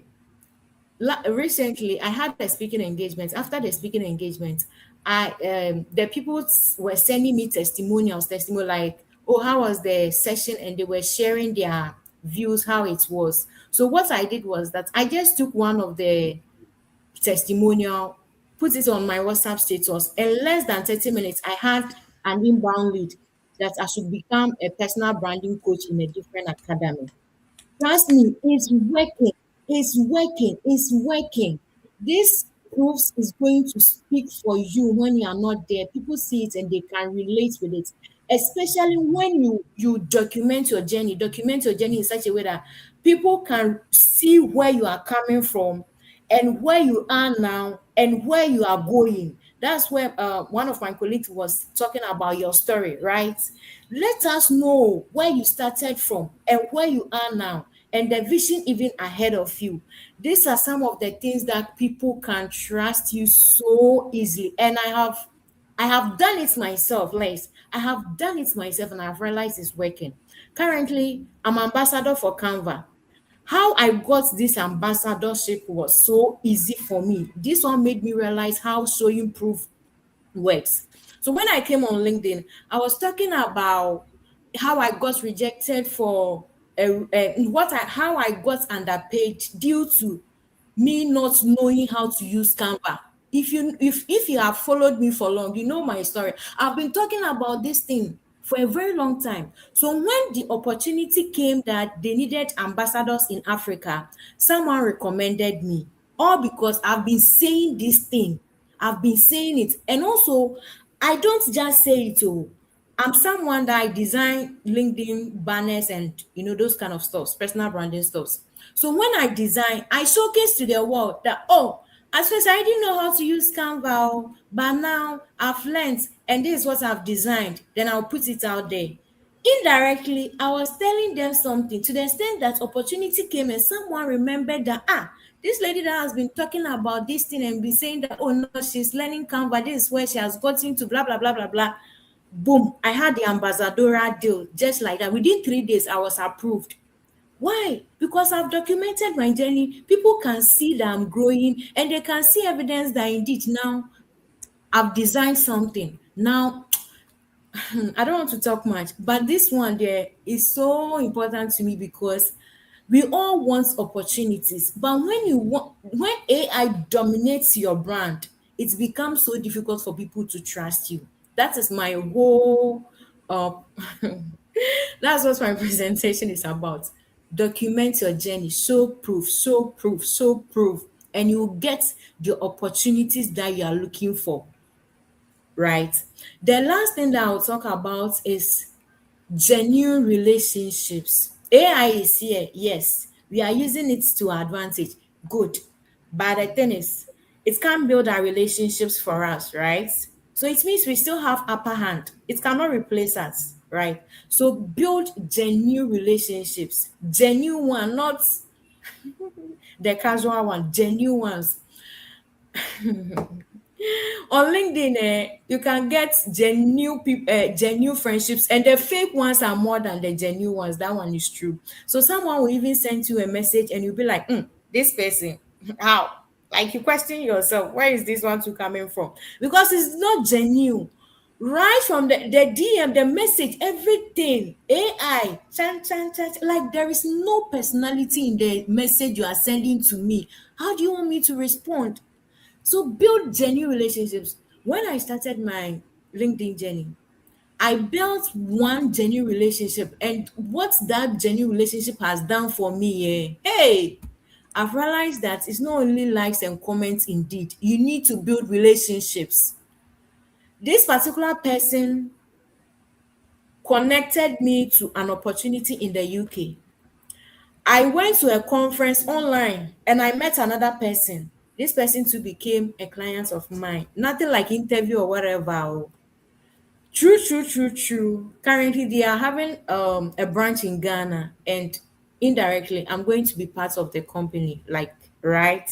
So I've realized that in as much as we are creating content, we are using AI here and there. For relationships, we can do it ourselves. We can do it, and we can do it genuinely to the extent that it can take us to rooms that we are not there, right? So for me, today I'm more about the opportunities aspect Remember, because we let's can remember we have AI 8 minutes. pardon. 8 minutes. Remember, we have 8 minutes. Okay, all right. I'll leave it here. But please, my points are be visible, show working, and build genuine relationships. And AI will not replace you. You will take advantage of it and become better and get more opportunities, especially global opportunities. Yes. And because of my experiences, I've created something called talent opportunity spotlight. What this spotlight is about is that we have people that have learned digital skills. They are visible but not really enough. They are looking for opportunities. They don't even know where to start from. So what I do is that if you have a skill, you have a portfolio, you can send me a DM. I use my platform to spotlight people, tell people about what you do, showcase your work, as I said, then add your portfolio link to it. I did that last 2 weeks. I did it, and someone has gotten a volunteering role at the UK. And I pray that it will lead to a job opportunity. I don't know. I'm sure with time you'll be getting bigger opportunities, and that is all I'm about. So if you are interested, you can send me a DM on LinkedIn, and I will spotlight you for that. Thank you so much for listening to Thank you. me. Thank you so If you much, are looking, Vida. if you are Thank you looking so for them. much. She is on a credibility signal. She mentioned all the things you should be doing. And so, despite the fact that you're using AI, you still are credible. People are still going to, your expertise, your consistency, social proof, integrity, responsiveness, visible results. So people can see with signals. These are the reasons people choose you, recommend you, instead of your other person, the other person that is working. People recommend you because of your consistency, your credibility, that they know you say yes, your yes is yes. Thank you, Vida, and we have to clap for you again. We need to thank you so much. And we are getting there, because I know that some people say, I thought they said they will be here for 1 hour. We are many, so everybody. All right. Okay. Are you here, Mary Emmanuel? Endurance, you haven't spoken. I'm here because my devices are down already. If I don't go now, I might not get the opportunity. Your device is going. Endurance, can you wait? Let her go, okay? Okay. Go ahead. You're Okay. already on stage. And I have looked for your slide. I don't know. Did I wasn't able to get your slide. So go ahead and do what you can do, but you're on stage already. Do you need anything? Can you Is speak? it me? Yes. Mary Emmanuel. No, let Endurance go. She's got her device. Oh, Okay. Endurance. Endurance, go ahead. Thank you. Endurance. Well, my slide has been on since the very first speaker. So yes, you have my Okay, so you slide, saw please. your slide. Okay, I'm going to find it. The, I'll add it to the stage. the trust slide. Is I it the can't one? use my devices now, to be honest. Is it the one on Yes. stage now? Yes, that's it. Okay. Yes. All right. Okay. Hear me? Yes, this is my What slide. else do you need? So, well, thank you all for joining in. Thank you so much for having me. My name is Endurance Yoba'a Peter, and I am a business operations specialist. What I do is I help small and medium-sized enterprises build founder independent businesses. What this means is, as a business owner or a founder, if your business is running on you when you are not there, the business is not moving, then that's not really a thing you should be happy about. So I help close up that gap. And how do I do this? I use AI. Yes, I use AI, I use systems, and I use process optimization to bring processes and operations together so they don't only scale, they are sustainable and they are efficient. That's exactly what I do. So thank you for having me tonight, and we will be talking about trust. Trust as the new currency. I am so excited about this topic because this is literally what everybody has been hammering on. Trust is what we are talking about. It's the new currency. It's so easily accessible, even though it's scarce. So permit me to start with this. AI has made competence look so abundant to the point where trust has become a scarce commodity. Now, we know how humans are. We know what happens in the market space. I mean, a physical market space where you go and everything is available. Then everybody is looking out for the authentic stuff, everything to fake, right? Now, when everything is easily available, everybody is sounding competent these days. Everybody knows what to do. Everybody's writing emails, the proposals, the pitch decks, the codes. I mean, coding used to be a thing back in the day, right? But from a year ago, it's becoming it is so easy to just do within a minute. And who then is the professional? That's the question. So people are no longer asking, can you do the job? The current questions they are now asking is, if I can trust you with the outcome.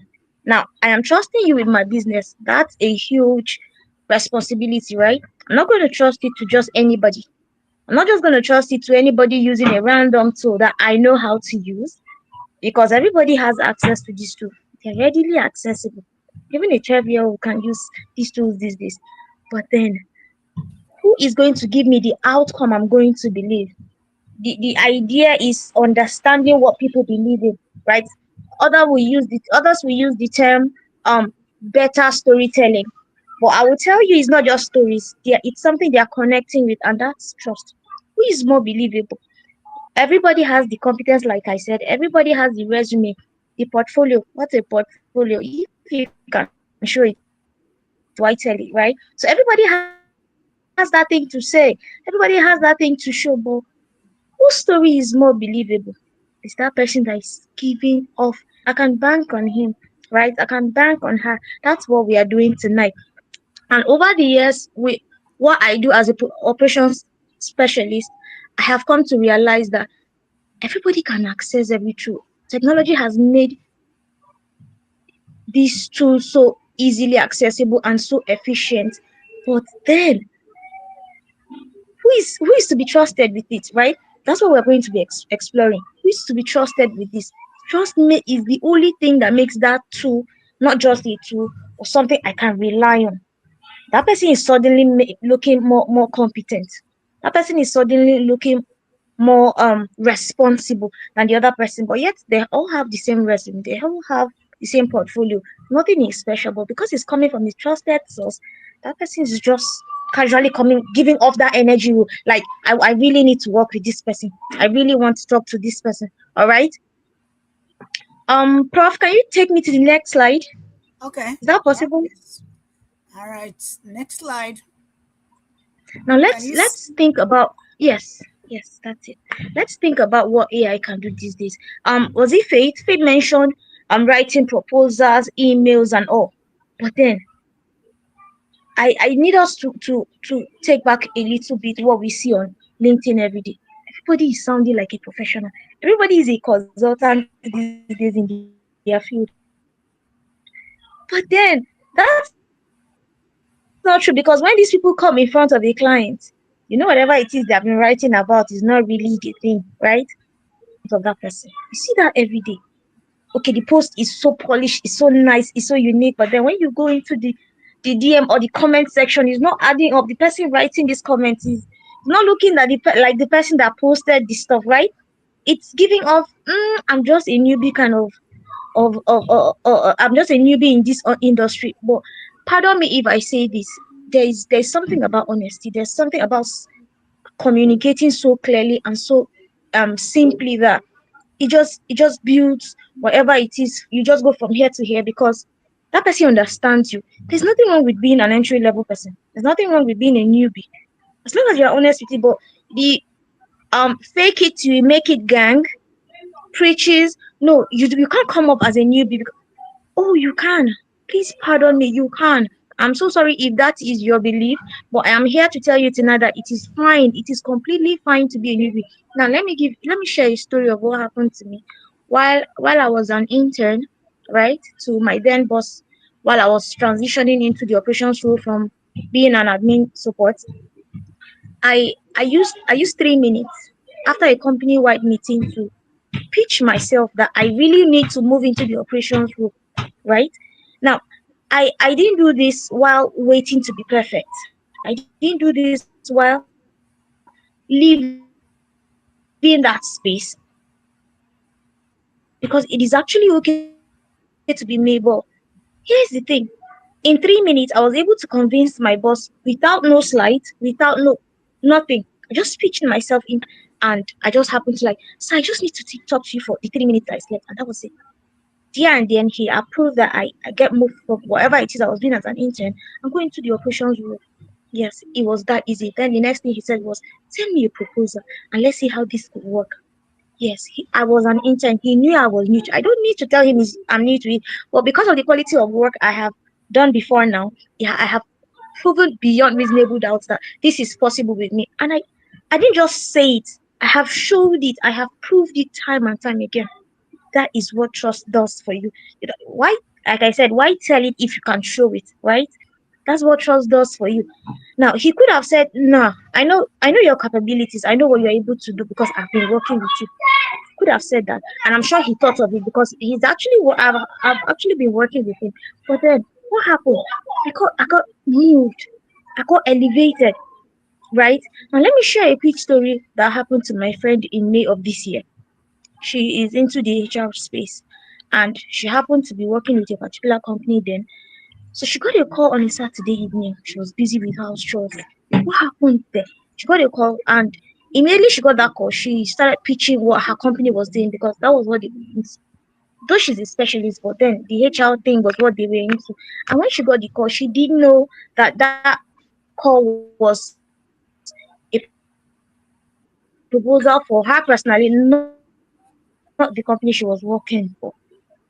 And when she started pitching, and the business owner just paused and he said, I thought you were job hunting. That call was for her personally. And she was like, sir, give me a minute. I don't think I understand what you mean. So he started describing who led him to her. Now, this was his friend, and this friend does not know her personally. She only knew her professionally. Let's call my friend Precious. So this friend of his knew Precious professionally, and what happened? After experiencing what Precious has done and has been doing over the years, not directly to her, but through her own um, company, it was so easy for her to just have a picture of Precious, like that recall memory, to say, okay, I know somebody that is capable of doing this, even though she knew Precious was working somewhere else, because her company was patronizing Precious' company. That was what was happening. But she has consistently built trust, and it was easy for her name to be remembered wherever opportunities in her niche was coming up, right? That's what I need us to understand. So put this at the back of your mind. If you're not getting anything tonight from me, competence gets you considered, but trust gets you chosen. Trust is that, like I said, it's so scarce, but it's so easy to get at the same time. All you need to do is show your authentic side. Show your authentic side. There's something that has it. For me, it is so easy to get new clients, right? It is so easy to get new clients to work with. Well, guess what? Once you have a returnee, you have cracked that trust code. Once you have a client that worked with you and is willing to come back and work with you again, you have cracked that code. And guess what? That I have enjoyed what she has done. Let me recommend her to somebody else. You have gone beyond the 90% rule of earning trust. I am telling you. That's the most difficult part. Imagine me coming and showcasing my portfolio and all that to you, and I get chosen. And then after working with me for a while and you choose not to work with me again, I will never get the opportunity of working with that person or their acquaintances or relatives. But the moment I have delivered what I have promised to deliver, because I have chosen to be a trustworthy person, they're going to come back and these opportunities will keep popping back again and again and again. Prof, please show me the next slide. Okay. You got I it. hope I'm not taking too much of our time. You anyway, you got 2 I'm more so minutes. sorry. You have 2 more minutes. I am so sorry. All right, slide 4 is there right now. So before the AI era, what was happening? Knowledge was created as an advantage. Not everybody could get these skills. You need to go to the university 4 years pre-degree, probably 1 year of being trained in a master's program. Some go for the PhD stuff, and it takes years. Sometimes you see somebody becoming a consultant after 15 years of experience. Yes, it was that difficult. But now people are becoming this in 3 months, in 6 months, in 9 months. It depends on the amount or the number of hours you're willing to invest in training yourself for this. So how do you tell the difference, the level of expertise? How do you tell the difference? What's happening now in this AI era? Knowledge is everywhere. So how do you tell the difference? How do you tell a consultant from a newbie, from an entry-level professional? The corporate world is crumbling at this point. What is happening? Now, in this AI era, what happens? The competition has shifted. It isn't only about who can produce good work. It's now about who people believe can produce this good work. I don't even understand. Technology has changed the rules. Human trust became the differentiator. So instead of this stuff taking us out of our sensitivity as humans, I feel like the AI world, the AI space currently is beginning to bring humans back. We're beginning to connect with each other. So many things. Okay, before now, if somebody presents a very beautiful pitch deck or even a slide like this, you just consider them competent, even without even going to the designs alone, the color patterns alone, where a thing. But right now, you have to go through. You be like, okay, I want to be sure I'm not trusting this person with just my business, and they're just giving me what I can randomly get on here. Now we are beginning to go dive in deeper. We are beginning to want to know more. We're beginning to want to trust more. Right now, let's have the next slide, Prof. I'm going to be really quick. I turned a signal for us to That's a understand beautiful what. diagram there. Thank you so much. So this slide is supposed to help us understand how to build trust. I brought out 5 signals. Now, number 1 is competence, and AI can give you this. Number 1 is competence. Everybody has this these days. What happens to character? Once you have character, you're already 10% there. Do people believe your values even when no one is watching? That's what your character is. It's your integrity. Now, what happens to consistency? Can people expect the same quality of work, the same quality of service every time we working with you? I don't know what we preach around LinkedIn. It's not about whether people will trust you and to just leave you out there with their businesses. It's not about whether people will trust you and to just leave you out there with their businesses. That's what you need to think about. Now, human judgment. I think Faith was the one that mentioned judgment with AI. Now, I'm coming from a different angle, right? Where there isn't a prompt, where there is no prompt, where there is no playbook, where there is no guide, can you still make good and sound decisions? This person, remember, this person is trusting you with their business. This person is trusting you with their earnings, with their livelihood. What happens where there are nothing for you to fall back on and automate on? What happens where that prompt you're looking for, okay, there's no internet and you are in the office? Does good work stop there? What happens? You need to really search within your soul and ask yourself these questions. Now, accountability is one of my favorites. When something goes wrong, do you own up to it? Do you own that mistake? Do you own that error? Or do you look for somebody else to push the blame on? Ask yourself. Ask yourself. AI can support competence, but the other 4, you have got to earn it for yourself. You have got to remove fear. You have got to put yourself out there and let people trust you for who you are. How can you do this? Like I said, I use AI. How can you do this? Everybody is using AI. But the winners of this race won't be those that reject AI. I have worked with an intern personally, and after a month of working with him, I realized for him to send out an email, he takes hours to do it. He has to polish, he has to. And I asked, what's happening? He said, I don't use AI because not really, it's people that are not so smart that use AI. In 2026, when if you Yeah, don't it's use one. AI, I don't think that's a wise decision to make. You have to use it. But then ask yourself, sorry? That's okay. Keep on Prof, are you going. saying, am I using AI to be? No, What's go happening ahead. in 2020? Are you using AI as a crutch or as a wheelchair? That's on you to ask. AI can automate, we all know this. It can generate ideas, content, and it can accelerate whatever it is you're doing. But you must build trust. You must exercise judgment. You must take responsibility and then create relationships.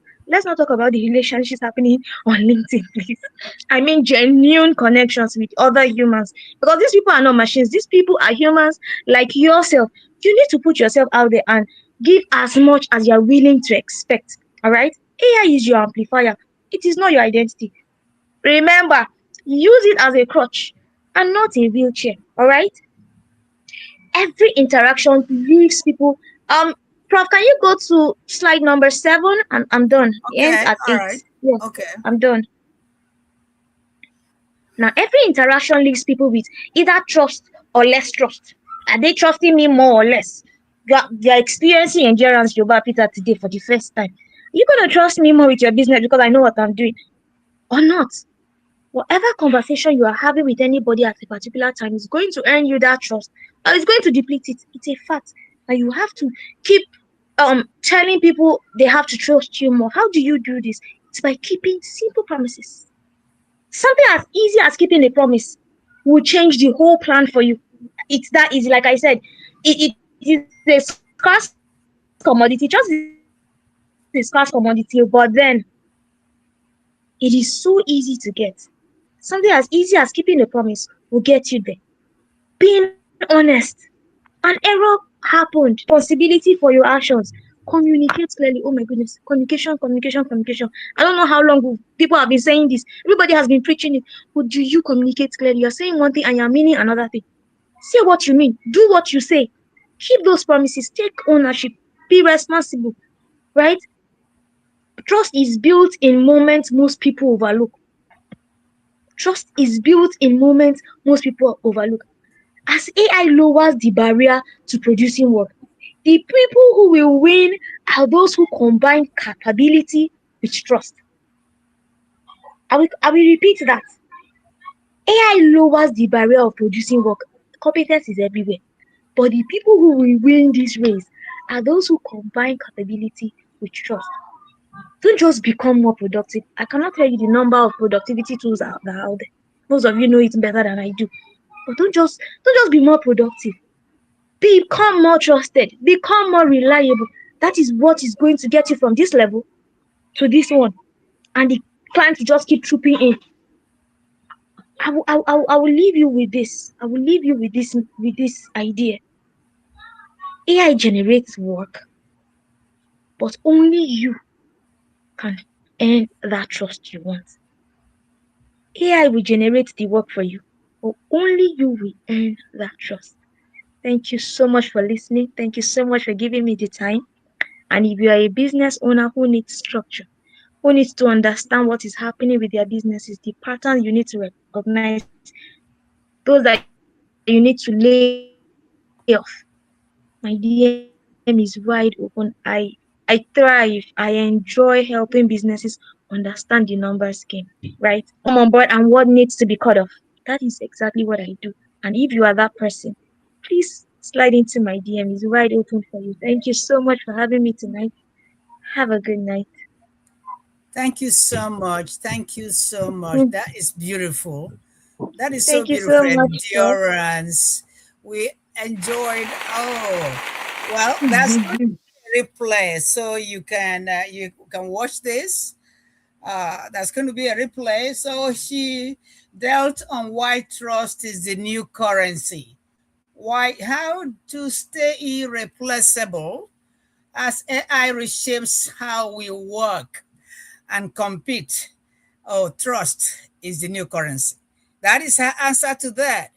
If you want to stay irreplaceable and make sure that you can compete with others, then trust is the new currency. Okay, people choose those they believe will deliver consistently, ethically, and responsibly. Thank you so much. And the last person to speak, let's see if she's here. Are you going to do it now? We have to be here by 2, though. We must be here by 2.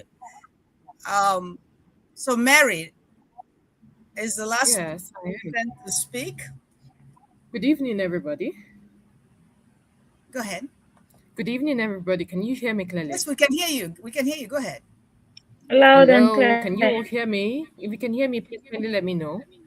Yes, we can hear you. Oh, okay, great. Um, okay, thank you. Do you have my slides, Prof? Um, okay, let me go back and make sure that I have your slide. Check and see if I have your slide. Um, Or maybe I should We, just, because of we time. didn't get your slide Let me before, set it. so do you have any documents to Okay. speak with? Um,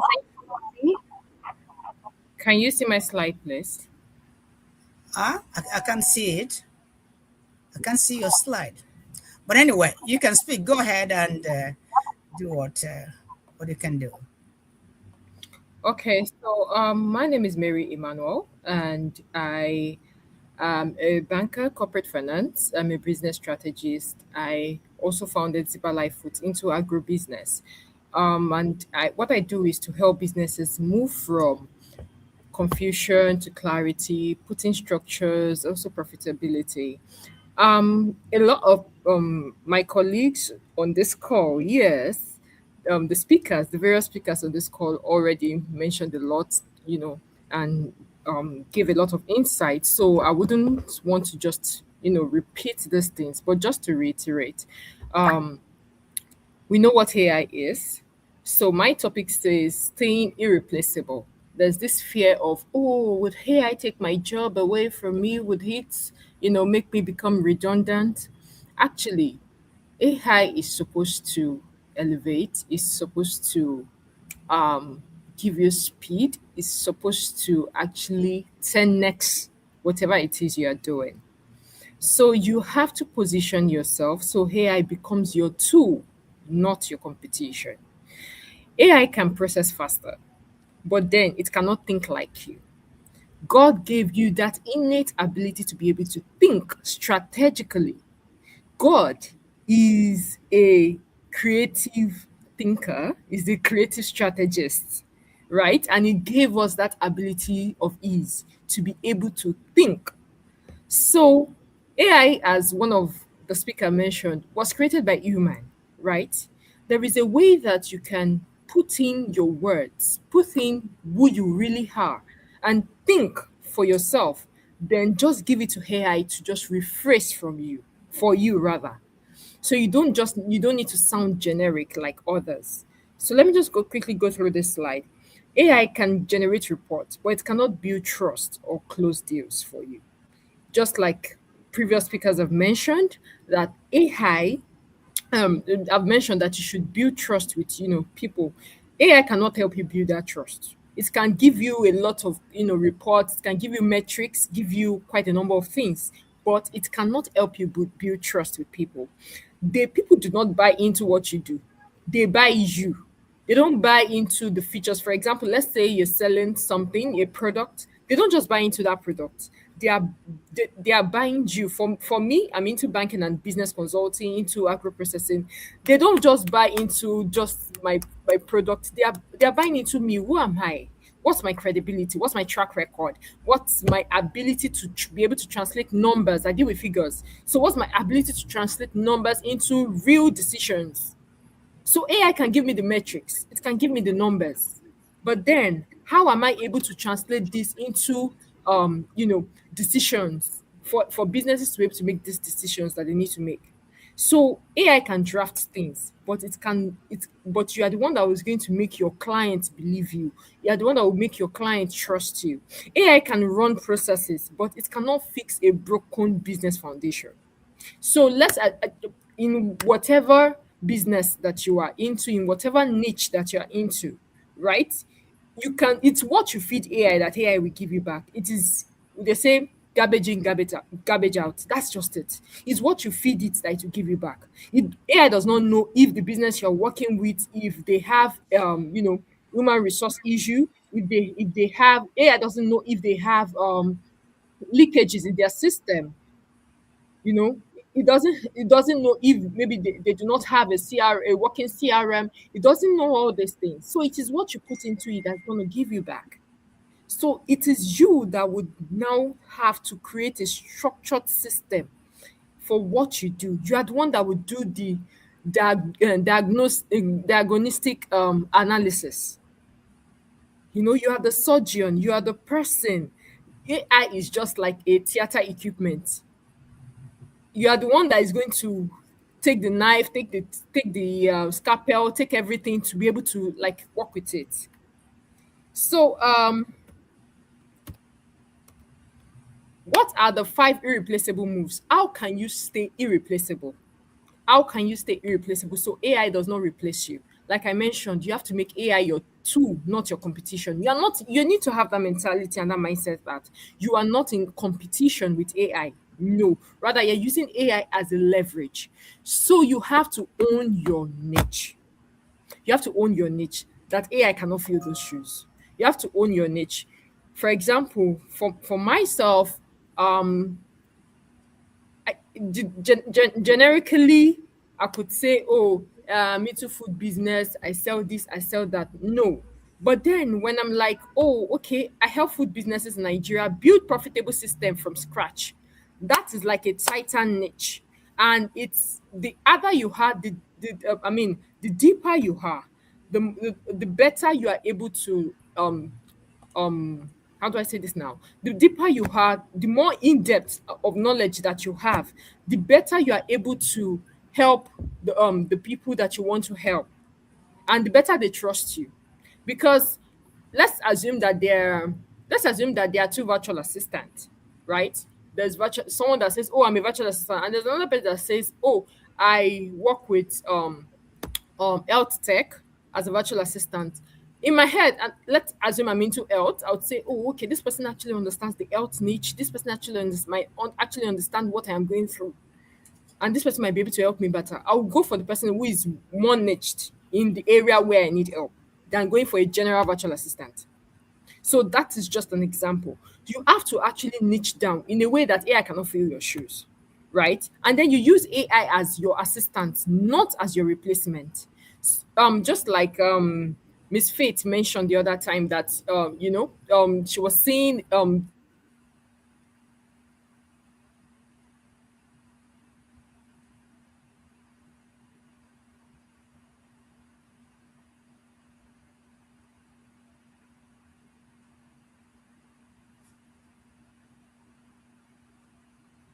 Hello, are you still there?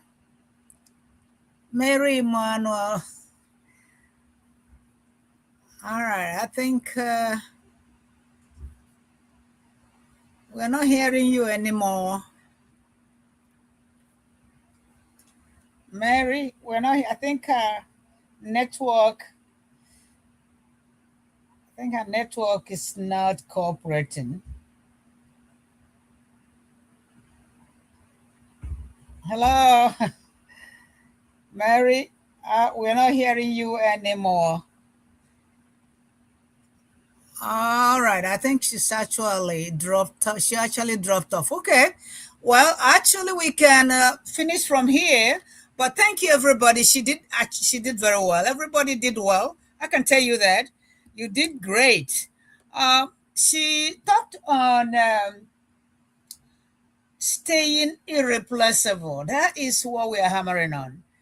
Mary was talking on staying irreplaceable in the era of AI. Use AI to enhance your productivity, not replace your identity.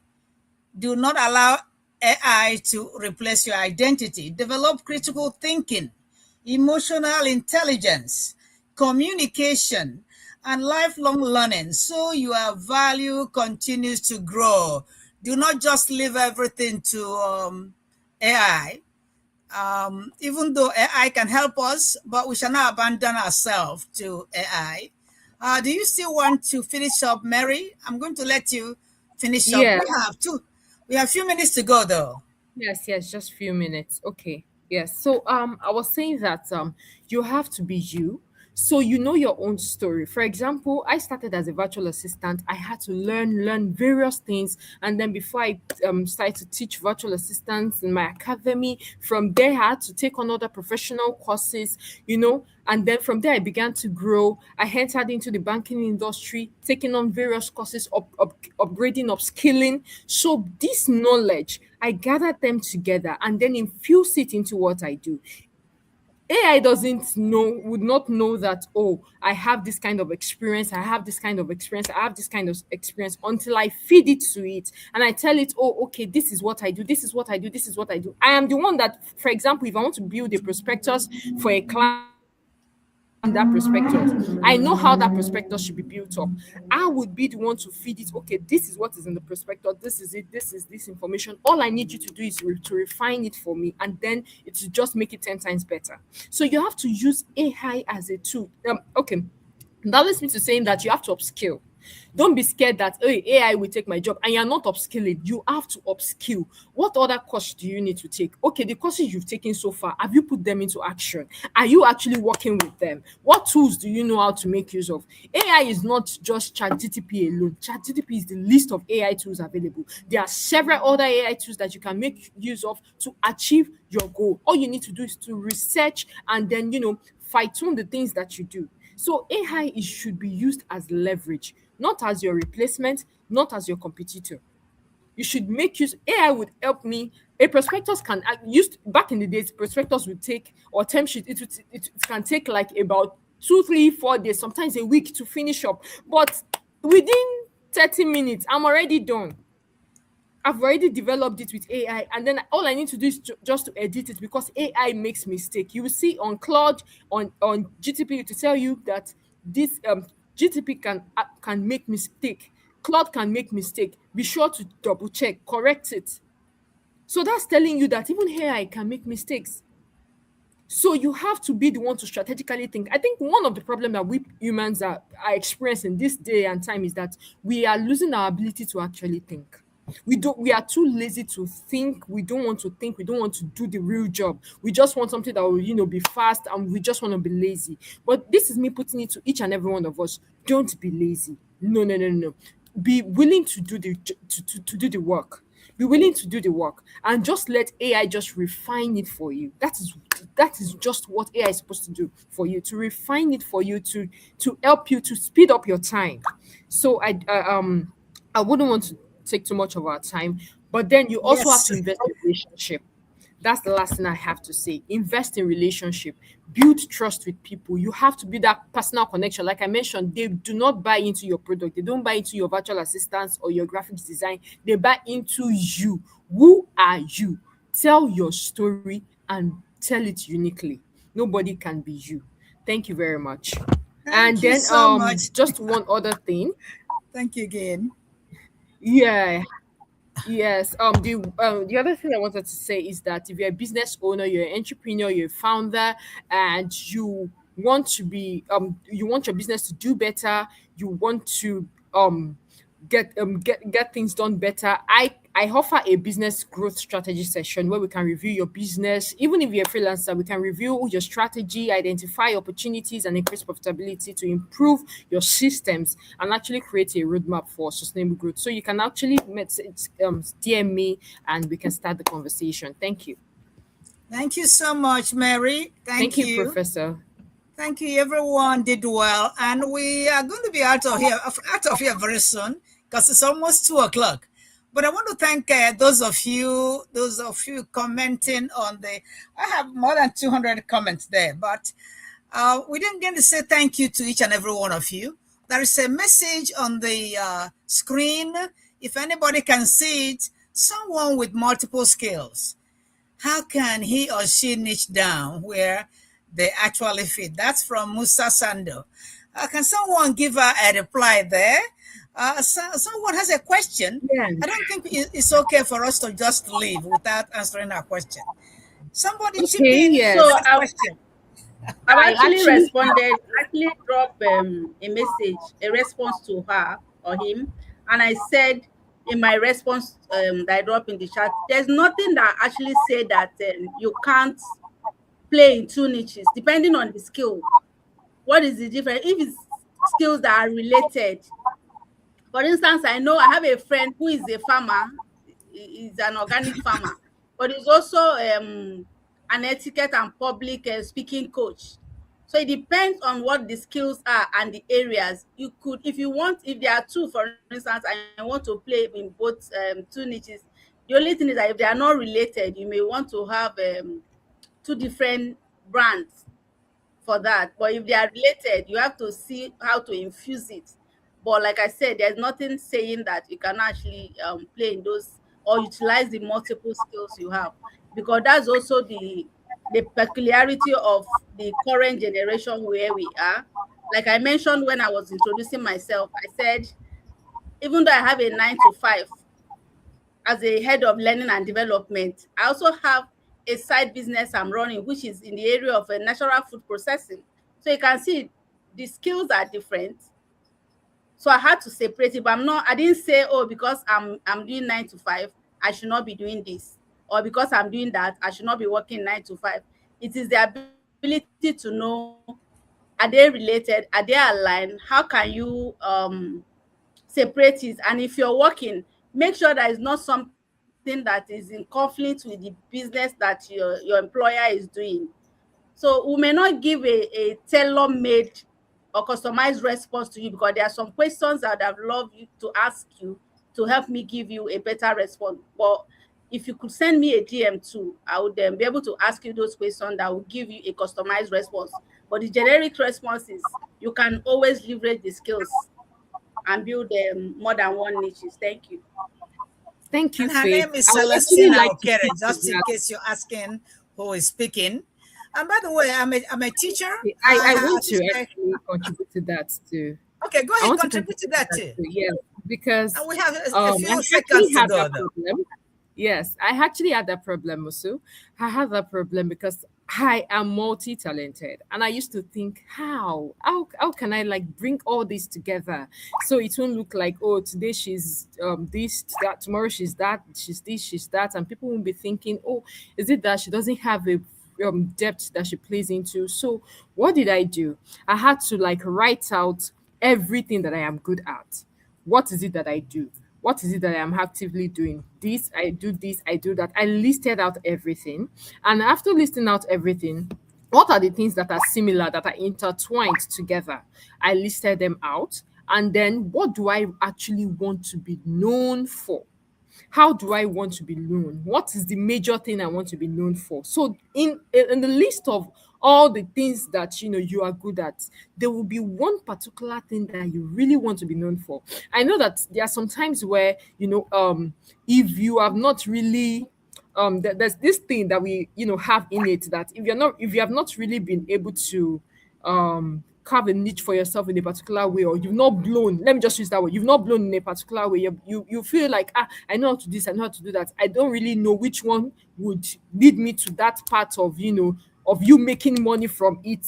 So you might be scared that, what if I drop out this one, and what if I drop out this particular one, and that is where I'm actually going to like blow? Let me just use that English word though. So it's not an English word though, but you get.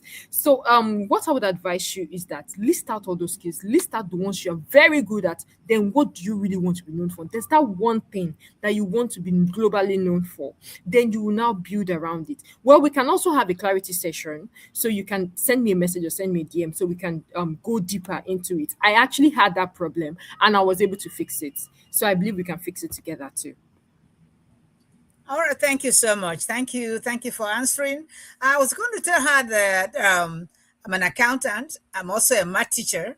So you got so many. We are multitaskers, and guess what? I teach online. A lot of things. I know we do all that, maybe, and so we have so many aspects of income coming in, several multiple income. So what in LinkedIn, maybe I require you to have just one. Maybe that's what you want to do, but I am on financial literacy, and that's what I want to do, because I actually don't want people to have the kind of problem I had. As I grew up, I was already grown. I became an accountant. I went to school. I did a master's in mathematics, and after all that, I didn't still know how I can get my credit in order. I still had bad credit. I said, okay, what else? So I needed, after all the degrees, I said, one thing I need to know, financial literacy. Since schools did not teach me that, because I don't think they are required to teach me that, I will go and find out about financial literacy and let women 40 years and above. That's what I'm doing. I want to help women 40 years and above. Make sure they know about their finances. There's always a reason why you do something. That is my reason. So I guess you just pick one of them, Musa. You pick one of those skills, and maybe they can touch each other. I'm a math teacher, so sometimes you notice I'm teaching financial literacy. I'm also teaching statistics. I'm also teaching exponential regression there. Somehow they link each other. All right. After I think we have dealt with this topic. I just want to thank you again. This panel, you are up to something. Despite I was going to cancel this yesterday. Twice they canceled my whatever after when I went to StreamYard canceled. I don't know what happened. It kept dropping, and I keep pulling up the putting it, and then when I go back, it kept dropping. So this morning I put in another one. We still need to have this day. I don't really want to extend this to another day. So I'm so glad. I'm the happiest that we finally had this conversation today. I don't want to extend it, but I didn't know why LinkedIn was not agreeing with StreamYard. And so I think actually by now I have up to 3 posts in LinkedIn. That is weird. It hasn't happened to me before. This hasn't happened before. Well, anyway, I also put in YouTube. I just have one YouTube post. So I don't understand why LinkedIn was dropping my posts. I wasn't trying to say it loud because I don't want people to be afraid. But I'm supposed to cancel this maybe this morning because the post dropped more than 3 times. Some people actually are mad that they don't know what is going on. I didn't want to tell you, but we're not going to have this conversation. But I thank God it went well. You did great. You just did great. Maybe I have to clap for you again, and we play an outro music. You did great. Well prepared. Please, I am interested in all the lead magnets. And then I just want to let you know, but we're going to play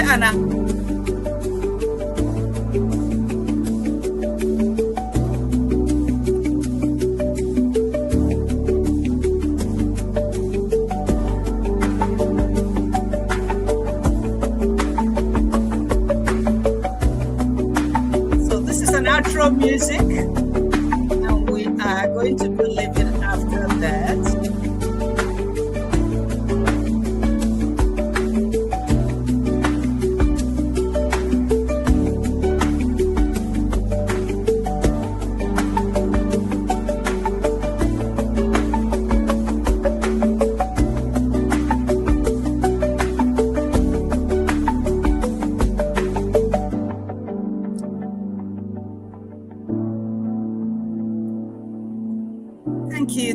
Thank you. So we are stopping here. We are so much appreciate everybody that showed up. I'm going to end this live stream here. You're all warriors. I can tell you that. You did a great job. Those who couldn't come because we had so many links in LinkedIn. I bet we have up to 3. So what we're going to do is just maybe print or download the video so that those who couldn't see this one will see that. We'll watch it, and we'll watch it too. Well, thank you so much. We did good. We did good. Everybody did good. So I'm about to end the live stream. I want to end the live stream here. Thank you. Thank you, everybody. Celestina, you're still here? Yes, Do you have any I am. question? Thank you so much. Thank you. Thank you. Have you stopped the live? I'm going to end it right now. I don't need to play. He wants me to play. Okay, play it.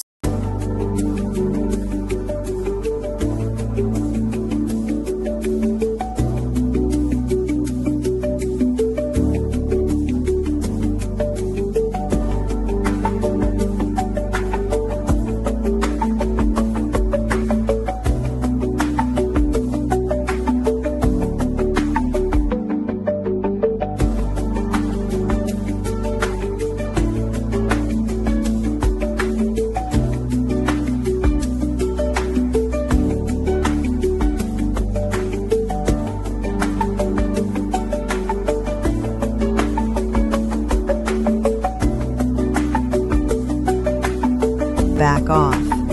It's basically a professional negotiator in your pocket. What bills can it tackle? Internet and cable, phone bills, insurance premiums, subscription services, medical bills, credit card interest rates.